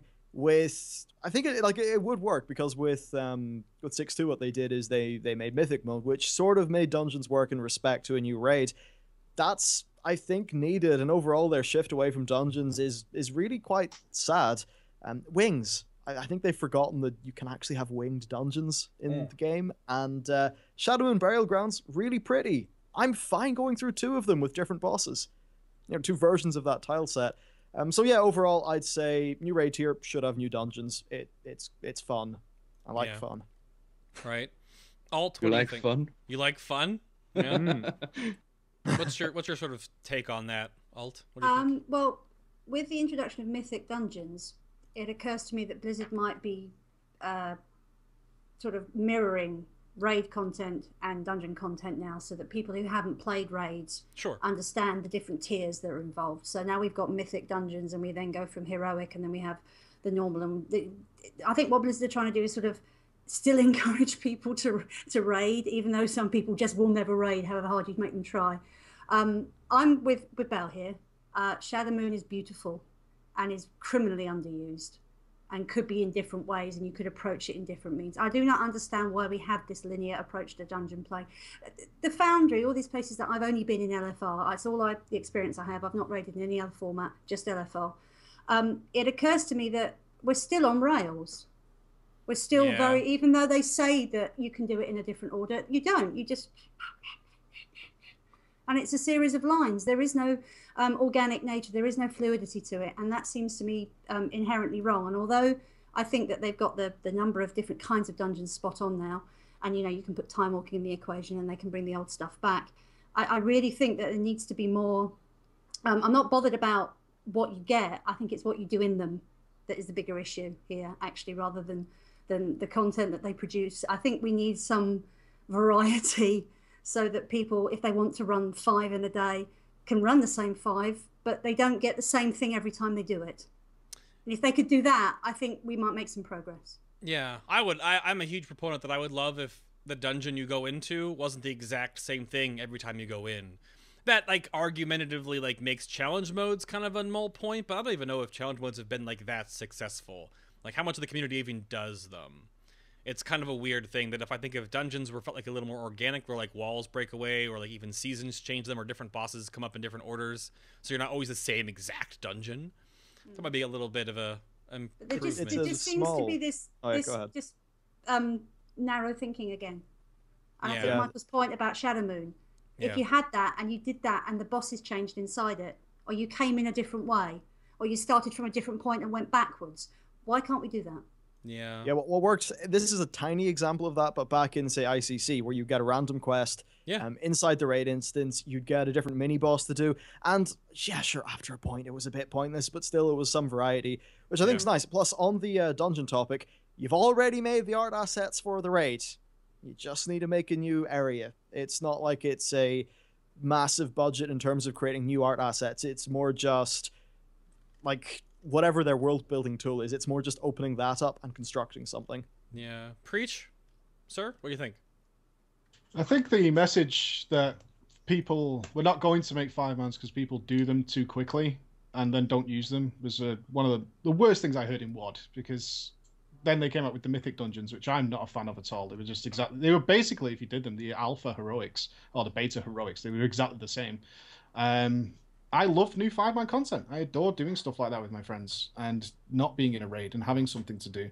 In terms of it being sort of dynamic, that would be fantastic. No argument from me, anything like that. Even if the area itself was randomized, similar to, say, like it's a very simple version, but like Binding of Isaac, where the rooms are all sort of different every time you're going there. Exactly. Yeah. Similar bosses, but you also have to balance that with things like challenge worlds, which are probably one set in stone. There are all sorts of options like that. I just don't want to be... I don't like being in a Warcraft where they're not making content like 5-mans, because the people are going to play them too quickly and they'll run out. They'll have no reason to go there again. So we'll just rehash the old stuff. Yeah. In terms of time walking, I've hated that because it gave such a bad taste in the mouth for everybody. The first one, which was the TBC one, if you have heard about what the TBC heroics were like, and people are telling you they were super hard, they were super difficult. Exactly. You went into time walking, and you came out going, "Wow, you guys must have sucked because they were super easy." And right. If you did experience those heroics and had fun in them, you went in there and said, "This is a shadow of its former self. Why is this content here?" And in fact, it came with a disclaimer. Blizzard announced when time walking came into the game, it's like, "Look, this is nothing like what the heroics were like. This is not what this content was like, because the game is different. It can never be like what it was." But how many people are going to read that? And I've seen many complaints from people who were just, why was Shattered Halls hard again? Lol. You know, that was that kind of opinion. I was like, look at your timer. You see that 50 minutes? Yeah, that was a speed run. That was the thing you did in 10 minutes was actually originally a speed run. Not that that's a huge problem, but I don't like them. I never like them reusing old content. I really hate it. I don't like them revamping it, because I want the new stuff. It's fine if it's done well, like Scarlet Monastery was kind of okay. But I always want new stuff. I don't like Naxxramas coming back or any of those things. I don't want to see. And my biggest nightmare, as I talked about on my show yesterday, is that Karazhan will be in some way be revamped. Oh, God, no. And I would absolutely detest that, because it's a treasure and it should remain that way. It was one of the best raid instances they ever made. Right. And please leave it alone instead of going, "Oh, people love that. Let's bring it back." No, don't do that. Let's try and peak again there. Let's try and do something new that's equally as good. And that's what I would prefer to see. Nobbel? Those are many, many topics right there. Time walking, at first, I was like, it's not the feeling as it used to be, and it will never be the feeling as it used to be. You can't reverse time. Simple as that. So I think that the way they did it with the event, that you can go back and you get rewards for it, it could be a fun thing to do with friends. It just sucks that the rewards is so high, so it makes it a little bit mandatory. The mythic dungeons, I think that they should have been like that from the start, and rehashing the heroics, tuning the numbers a little bit and calling it new content, that sucks. They should have added new abilities. They should have added randomized encounters, layout a little bit different, new abilities. This is just fine-tuning it and calling it new stuff. And to Karazhan, I agree that, the old raid, keep it the way it is. But there's a beautiful area next to Karazhan, the crypts with the upside down sinners. Now, if they would open that up as a dungeon, a raid, or a scenario, I'd be all for that. Now, keeping it as a jewel that it is, I can't judge because I didn't really raid. I remember pugging it and being stuck on a curator, and then the pug disbanding it. But I would love that area to see open up. I think before I go to Q real quick, just to expound on that, you bring up this idea of, and it sort of goes against what Preach said, but I think it should be a thing that expounds more, is that why does all the stuff they make, and Cataclysm sort of did this, obviously, because they brought in the new contents in Azeroth, but they make so much stuff in the game, and there's so many things and still places to go, but they never seem to, open that up just because.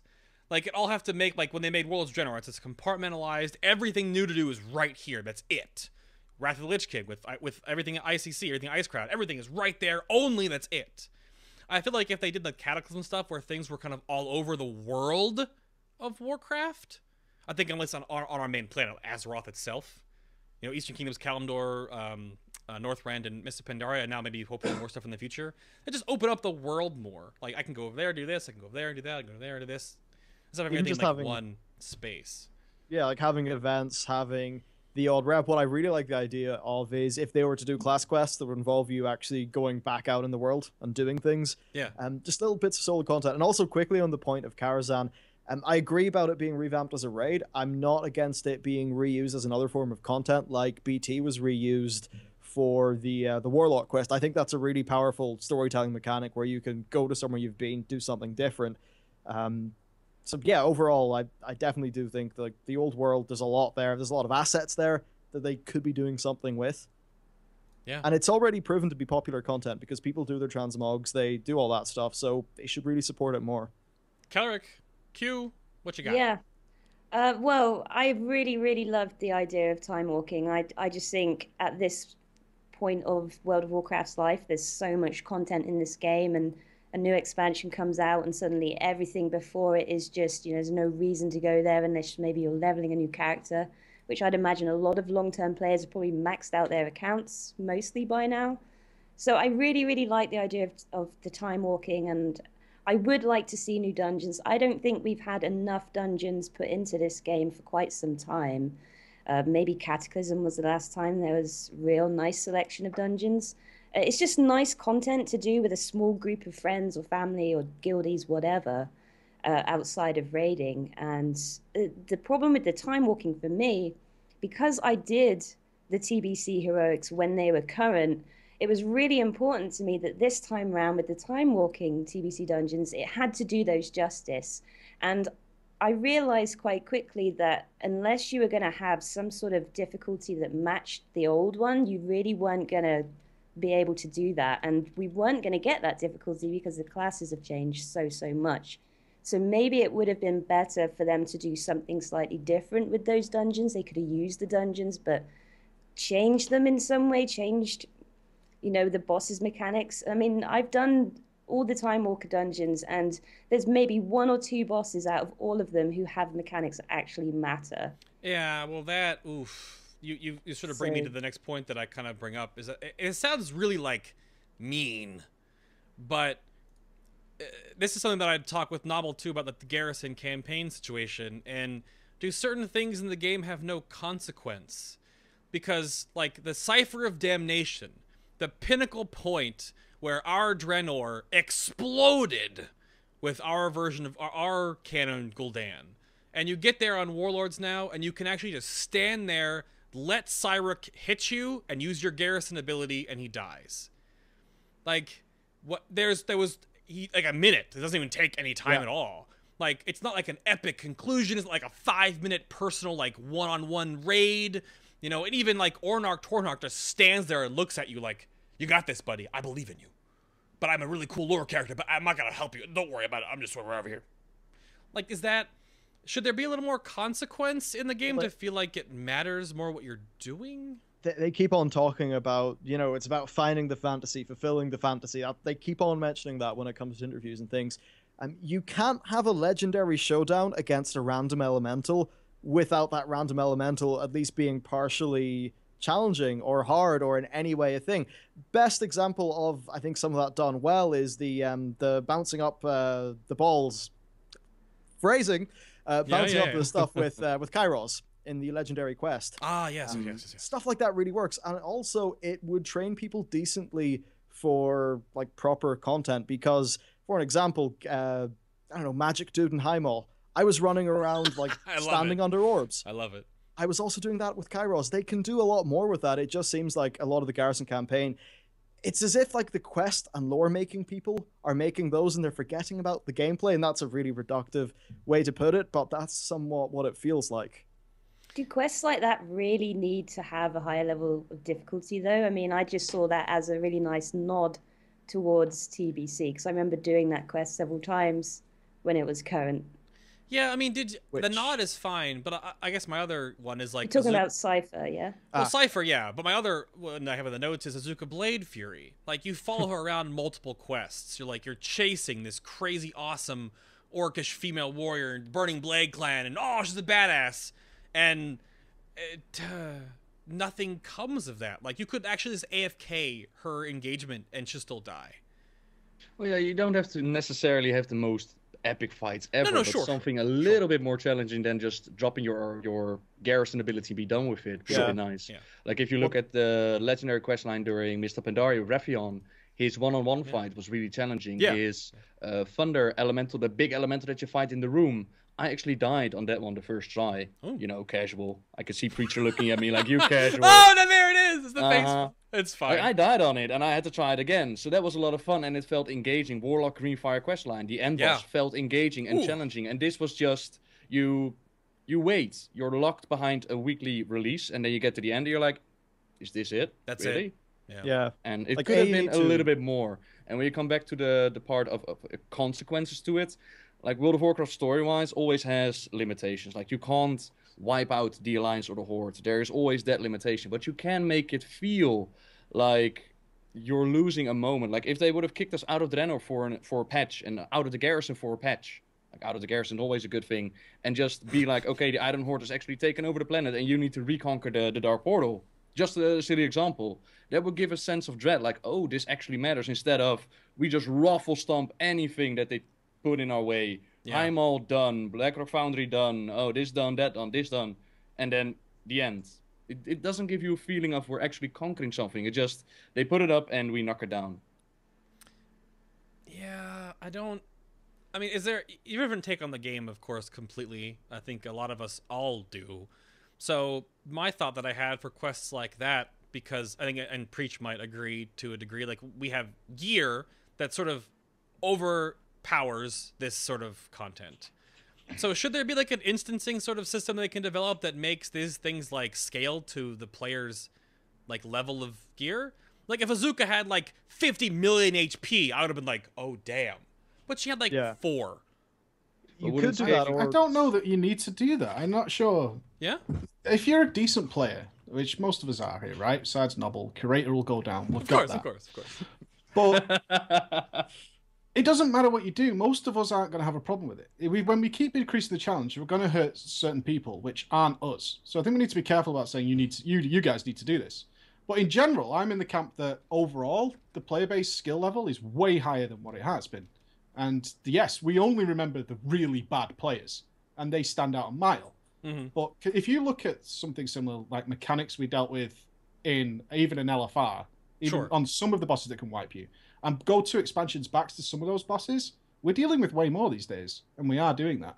And I'm not convinced that they're upping the challenge and everything to make it super difficult for everybody is anything that, if you're even reasonable at the game, you need to be concerned with at all what other people are doing. I just don't buy it. Sure, we want people to learn to dispel and to do all those things, but the proving grounds are supposed to do that, so we can move that up. But in terms of the legendary stuff, I imagine probably Bay and I'm not sure the rating level in here, but when it came to the legendary ring, most people wanted to pop out of the raid and be back in the raid in 5 minutes. It wasn't a case of whether or not we can do this content, or is it going to be super hard. I'm not saying there's not room for that. I would love class quests to determine that kind of thing. And I think that would be a great way of doing it if they came back with that. Like we said with the Warlock thing, it's wonderful. You got to use Enslave. People didn't even really know it existed, no doubt, and had to go in the spell books. But in terms of something everybody has to do, I'm fine with that being relatively simple content and just a process. If it's got a good story behind it, I'm okay with that. Class stuff that gives you something cosmetic, make it difficult. That's fine. Yeah. Well, what you mentioned, like what other people are doing, like I don't care if other people live up to the challenge. I care for my own challenge. Like I want to be engaged in this, and the legendary for Warlords felt like a waiting game. Like I'm waiting for my tomes, I'm waiting for the weekly things to unlock, I'm waiting for my ships to return. There's no part except for Kairos where I actually felt like I'm engaged and challenged. Except Kairos wasn't that difficult, but still, I think comparing that part of the game though is. We're treading into the dreaded orange territory.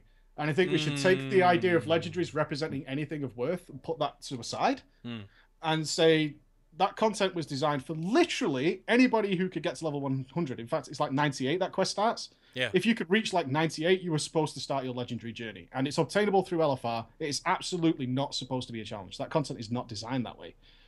And... Yeah, but then again, I come back to Mr. Pandaria. Like, that was also designed for everyone, and everyone was able to get it, even though there was a drama that you needed to go into the battlegrounds for 1 or 2 matches, but everyone was able to get it, and yet I still felt challenged by Raffion and challenged by that Thunder area.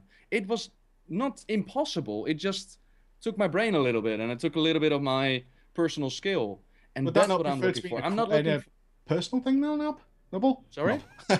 Would you not prefer that to be maybe towards that content? I'm agreeing with you, but that content would be a good idea. I'm not saying that's a bad idea. Yeah. I'm saying putting it in the sphere of the legendaries that's accessible by everybody is a bad idea, or expected to be done by everybody. I'm talking about like optional quests that are certainly class specific or even race specific, which would be great to go and do things which are a personal challenge, but they're certainly not going to affect the rest of the game. So we're in a situation now where in a couple of weeks, if you don't have like a legendary ring, a lot of guilds aren't going to look at you because they expect to have it. So that kind of general content, I don't think needs that challenge. Personal and optional stuff like the Warlock questline, like the Hunter questlines in vanilla, like the Priest questline, that was great because they were really difficult and, you know, worthwhile. And most of the time it was cosmetic stuff. I think that's where that content should be, and it's a great area of content that could be in the game. I think it's a discussion worth for another time, to be honest, because if the legendary is indeed available for everyone, but you don't have a certain amount of level to do normal raiding or upper raiding, then why do you need that legendary except for just to have an orange slot on your gear? That's a nightmare conversation I'm willing to have. That's a whole discussion to go in. Well, I would sum it up with this. I totally agree with you. I have no idea why people need raiding gear when they don't raid. I am absolutely on board with that. Yeah. What is your thought on that, Alt? What do you think? The system, the oranges and stuff. You're muted. You're muted right now. Oh, fix it. Sorry, yeah. There you go. Okay. The button. Right. Got it. I think the squatting population have put a great deal of significance on orange, and it shouldn't be there. I think legendaries, if you're going to use that, it needs to have more clout behind it. I think it needs to accommodate the skill of the people playing, and the problem is Blizzard have to pander to the lowest common denominator, whether we like it or not, because that's the bottom line. They can't make it top end for people. You have to have it so that the simplest person can do it, and the most, you know, complex and capable person can do it. As to the measure of why would people who don't raid want good gear, maybe their sense of worth. Because this whole game builds everything on raid gear being the best gear you can get. Yeah. And if you can't get it, you feel like dirt. So, for somebody who doesn't raid, you make a choice. You decide whether you're going to dress like that or you don't care. But there are a lot of people for whom that notion is really significant. Because if you are the best person in game, you're wearing that gear. And some people cannot equate, but I have to work for it. They just can't cope with that. But yes, the notion of worth is what Blizzard needs to work on. Not the quality of the gear, the notion of worth. Yeah, that's why we opened the show with all that cosmetical stuff. Like, that makes you feel a little more... I mean, I didn't put it in the show notes, but I would love a quality of life to have an improved character creation engine so that I can actually separate my eye color from my skin color. Because that's ridiculous. I don't know, Belle... Anything else on oranges? Oh no! Oh dear. Like, look, they're not. Enter. Cover. They're not. They don't. They're not a thing, right? Like, who gives a crap about this ring? Nobody. It's Blizzard. Yeah, I agree. They need to work on the worth of gear. I think as times went on, they've just made a lot of gear feel like if it's available to everyone, nobody cares. If they design their game for the lowest common denominator, turns out the worst players are also the minority of players, which means for the majority of people, the content isn't that well designed. I think you see that in most of the non-rating content of the game and, well, non-dungeon stuff as well. But as for the legendaries, they need to make them feel legendary, which means not everyone gets them. It means there's some challenge behind them. And I think there should be some different way of them tying into the sort of really hardcore rating thing. Maybe if it was like timed so you could get after, I think it was Sko yesterday who said if they had paced the tombs so you would get the ring like at the 6th week, so then it wouldn't affect the mythic race. Sure, yeah. But little things like that are for the current legendaries, but in general, less of them, make them legendary, and no just grinding stones. Who likes grinding stones? Yeah. I don't think anyone does. It's not fun. It's not a game. It's just a replacement for Valor. I mean, back when the mop one, you had to collect 6,000 Valor, so it took 6 weeks. And then they nerfed it down to like 3K. But I was in the 6-week pool, and like it felt fine because like we're gonna raid anyway, so might as well also have this. So it's different. It's different systems that don't work. I don't know what's better. I don't know if the Firelands model is better or the Cataclysm overall model is better. Because then you work at like power troughs, all of a sudden like mages are like amazing, rogues are amazing, and everyone else sucks. It's a weird flippity floppity back and forth. Obviously, random drop ones are bad too, because like how long did it take you in vanilla to get a Thunder Fury if you ever got one? And the power spike of that weapon was huge, so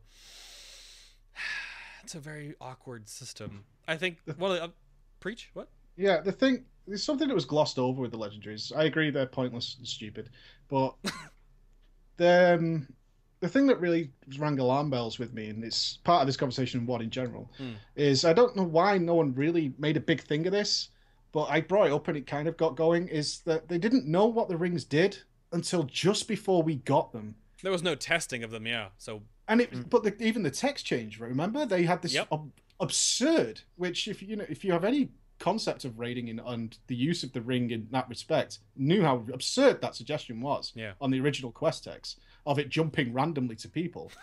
But we had this idea that in what they announced the ring is going to be, we had this entire period of time, and then the ring is about to land on us, and you have essentially given open go for everybody in the game to obtain this ring, and they didn't know what it did until just before we were about to get them, which makes you consider how little does Blizzard even regard the oranges at this stage. If there was obviously no real time put into the graphical element of it, we were expecting something really good, and what we got was something worse than a blessing, which was baffling. And as much as the ring is what it is, it doesn't interest me particularly. We got it and then I forgot about it. How did we get to the stage where the game is growing and you don't know what something as important to a lot of people is, like the Legend Ring was, and you don't know what it does? And certainly, how did the original idea ever reach the table? How was that okayed in any sense? And I found that to be really quite scary, that they didn't know what it was going to do. There's going to be a ring, it's about to come out, and we don't know what it does. And we're giving it to everybody. It looks orange, though. That's the main part. Yeah, apparently so. I think the whole point of the ring, and by the way, I've never been a fan of the whole legendary that everyone can work towards getting. I really don't like that model. I didn't like it with the cloaks in MoP either, but I think the whole point of the ring is to give people a sense of working towards obtaining something that will help you progress your character, because that's all gear ever is a way of progressing your character. And the whole thing where, well, people who don't raid want raid gear is, what do they work towards getting if they hit max level, do dungeons, do every single quest, and then that's that? They can never make their character any stronger. It's like they don't have the time to raid, or for whatever reason, I don't know, but they still want to be able to try and progress the character once they've hit max level. And I think that's all the Legendary Ring is for. But I don't like having to collect 900 elemental runes to create 3 tablets. That means I have to go into LFR, whereas I actually do raid. It might not be on mythic difficulty, but, something like that forces me to do content I don't want to do. It's just, it's not good. It's the word is shoehorning, I believe, is the awkwardness that people have felt. And that this goes back to the Garrison topic, and like they see these metrics, and I'm sure they see like the engagement numbers of people doing all of this stuff, and they think that's really good. People like what we're doing here. But just because we're doing it doesn't mean we like it, because it's the only thing to do. And if we have to have the Shipyard to get our Legendary Ring, then we obviously have to do it, right? We don't like, it's not necessarily that's super fun. It was just a Garrison resource hog and RNG. I mean, I got my Draic Sea chart on 70%. I just sent 3 missions, spammed it. I lost the first one, I think, and then I got the second one. But my GM got 92% and lost 2 ships. Like, I don't think necessarily that the problem is that you're forced to do stuff. I think that's a great thing that you're motivated to do stuff. I just think that the stuff that you're supposed to do has to be engaging and fun. Oh, there you go. That's the flip-flop. Yeah.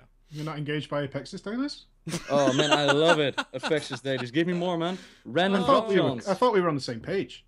We learned from Mr. Pandaria, no more random drop chance. And what do you get? Nothing but random drop chance. It's gorgeous. I think beautiful. I think the ring is just a passive nerf to Hellfire Citadel, and that's all it was ever supposed to be. It's a way of nerfing the instance without nerfing the instance. That's all enough. I think item upgrades were... I didn't like them the most, but I think they were a way of nerfing the instance slowly, which drove more gameplay for more things. than because the ring just drives you into LFR.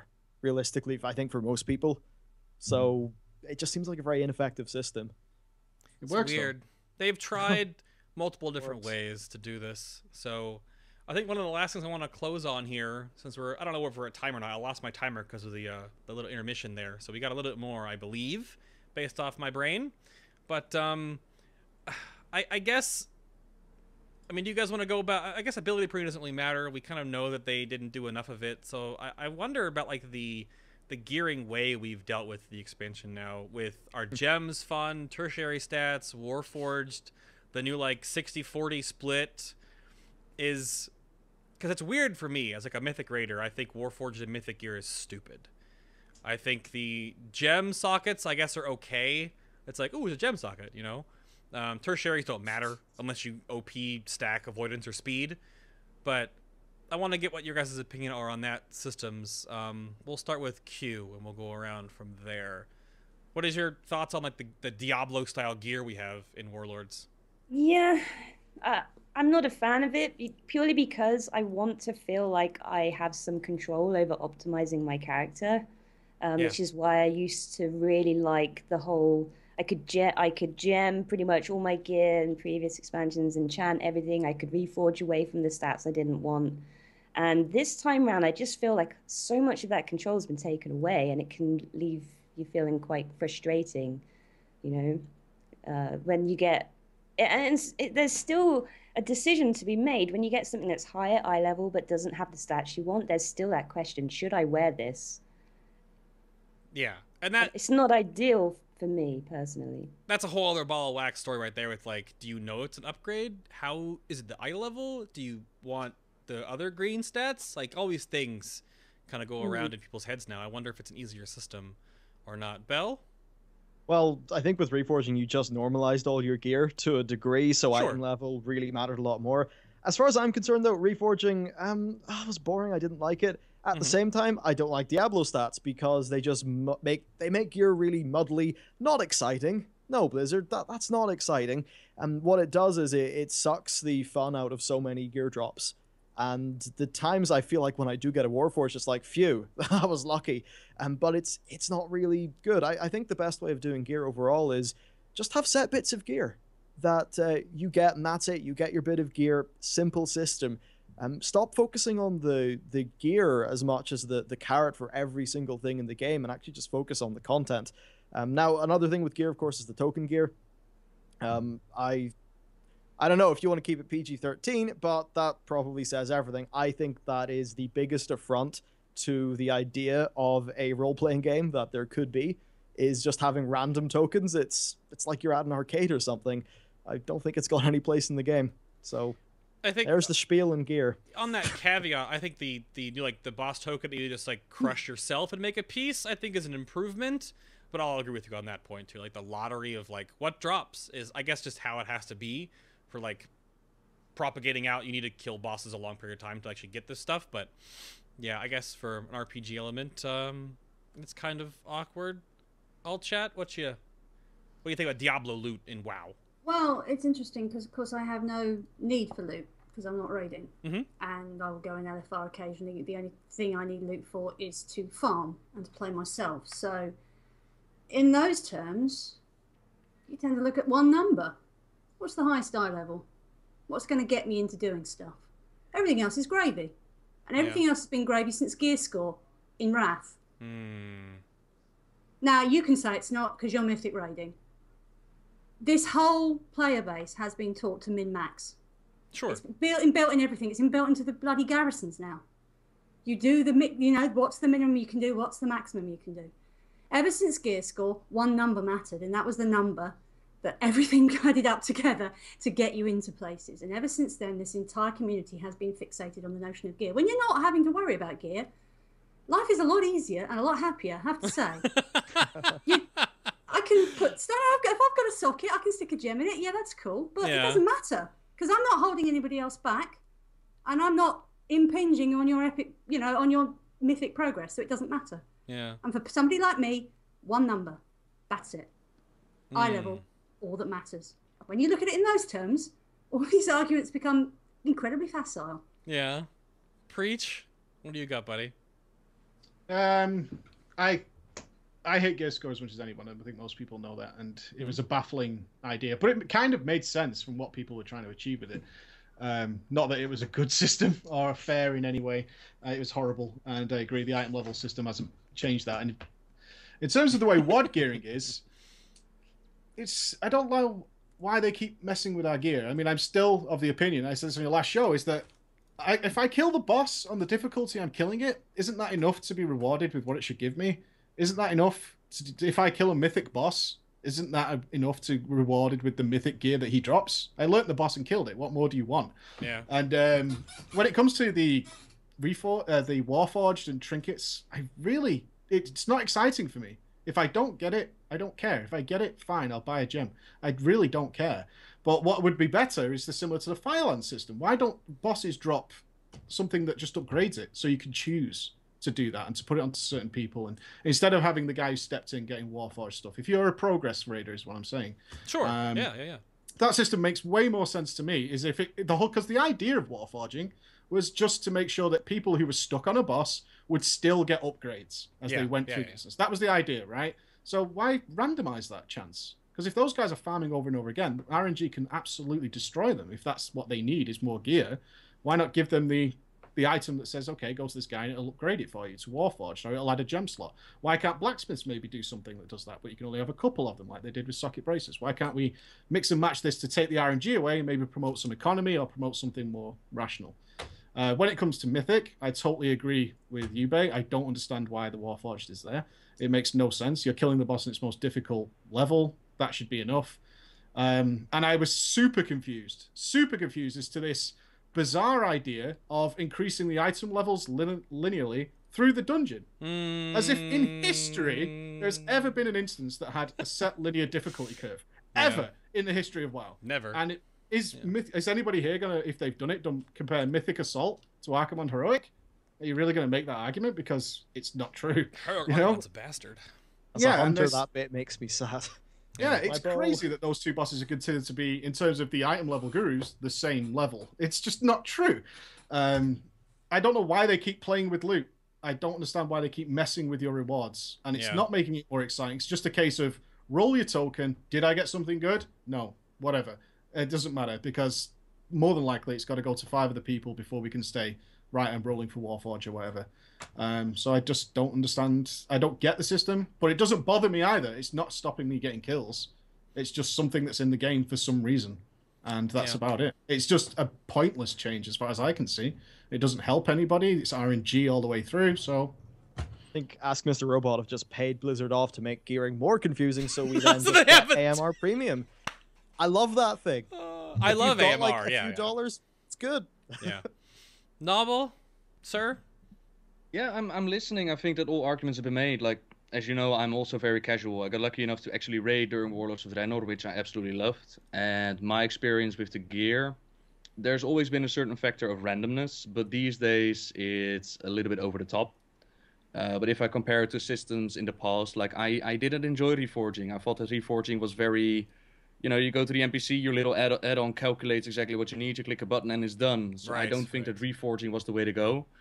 So what gearing system would be best? Like, you can't go with a set amount of drops, because that way you have a set amount of time that you'll need to run a certain raid until you're done. And I don't think that you'll ever want to reach that either. So you end up with a fine line between RNG and no RNG. Somebody in the chat mentioned that RNG isn't fun. I think it adds a little bit to the game. Like, it gives you a reason if you have a shot at loot or not, instead of a guarantee, like, I don't need loot from this boss, I already have it, or I'm not going to get it anyways, so I'm not going to show up. You know, that would be another part of it. But for me, my gearing experience with Warlords, it's been fun. I still hope to get my new 4-piece set bonus, because it's freaking glorious. Right. And it's random. And I wonder what kind of system are people actually looking for. Like, let me ask you guys, like, what kind of system would be ideal to put into the game? It's weird. I think because on what you and your experience of raiding and most people in the game do, I think Warforging is fine, like in dungeons, normal mode raids, heroic raids, because you're progressing toward a goal, right? Where there should be like a ceiling where it ends. I don't know if there's ever that chair though. I don't know if there's ever going to be a an end-all, be-all for loot. Everyone has a different opinion of it. You know, like all chat. I think as PvEers, we don't have a great deal to say. It's the PvP people who have really been hurt by RNG. Oh God, Bellular, no! Don't do it. Oh, did I do it? Triggered. Oh, chat room, please. Yeah, it's good sparkle, I think. It's just if it's the 100% the core, then sometimes you end up in a situation where it creates more opportunities for disappointment, and that needs to be managed decently, I think. And perhaps getting VP overtime was one way to manage that worked quite well, as opposed to another form of RNG with the bonus token. Yeah, I guess perhaps the bonus roll token, I think, is a system that could probably stay around because it's like player-oriented RNG. It's just like now it's totally devalued because you have a bajillion Apexis crystals, right? Preach, you got a little bit, a couple of them, like 4. I got the 100,000 very early. Yeah, so not with trying. I don't naturally got them on my health. It's a weird thing. I think loot is what we left it for last. Is it's kind of the system that obviously matters to some people and doesn't matter to others. But making it kind of convoluted and complicated and kind of awkward and incredibly RNG oriented I don't have a place in an MMO.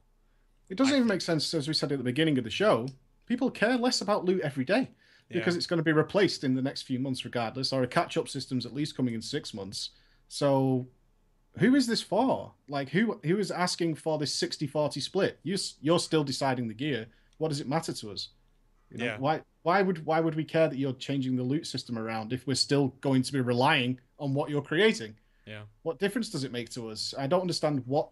I know they keep saying you're going to be excited about loot, and it's become a bit of a joke, at least amongst my community, because it's just not, and it's not going to be, if you're using this RNG system that's still based in a world where you decide the stats and what's going to drop.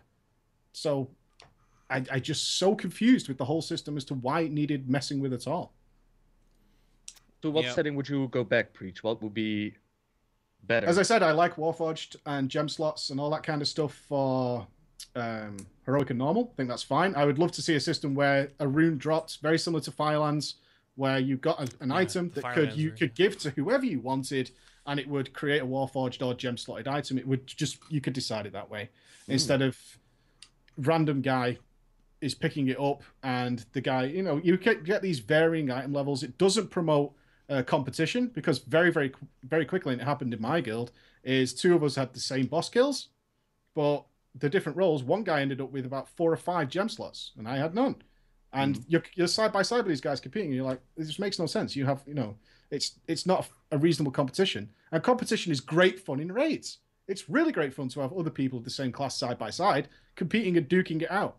And when it's all random, it's one of the reasons I've stopped DPSing in this patch is the RNG element. Yeah, I heard that. Yeah. Yeah, I mean, after doing Blackhand and Mythic, which probably Bacon agree with, we did obviously a lot of pulls in phase 1. It's on an exact set timer. Pressing the exact same buttons every time gave me completely different results. Different numbers. By up to 10,000. And it was completely down to RNG. The game was playing for me, not me.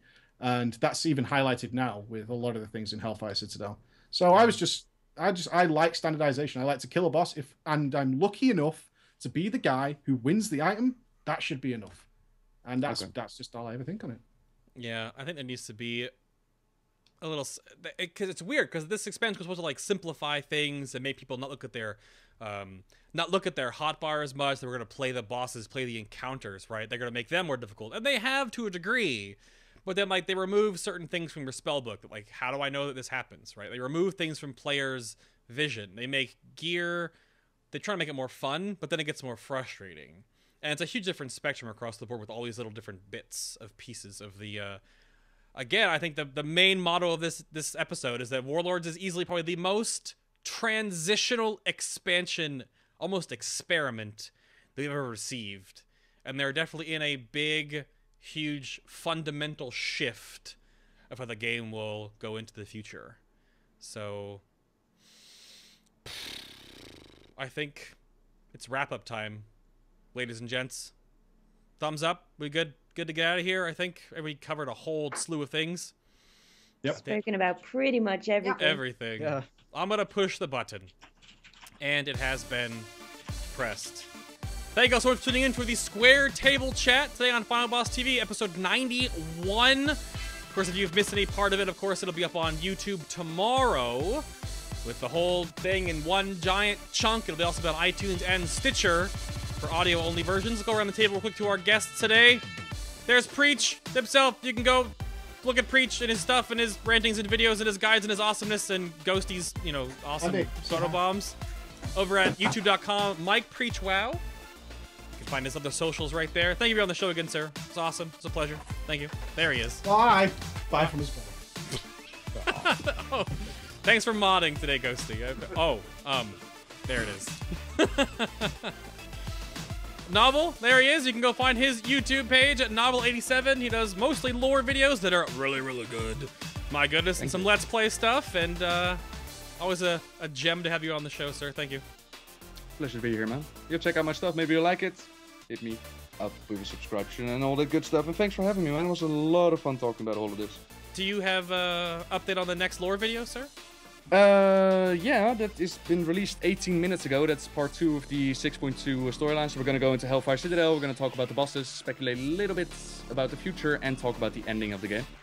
So that's released 19 minutes ago. I like it. Good. Yeah, with the show, your timers. Thank you, sir. Oh, there's Qelric. Qelric does news and other related World of Warcraft stuff and streams things and talks about stuff. I get a lot of my news, actually, from Qelric, and the next guest here, you can go follow her YouTube at Qelric. It's very easy. Thank you for being on the show. Thank you for having me. I've had a good time. It's nice to be sat here amongst so many great people.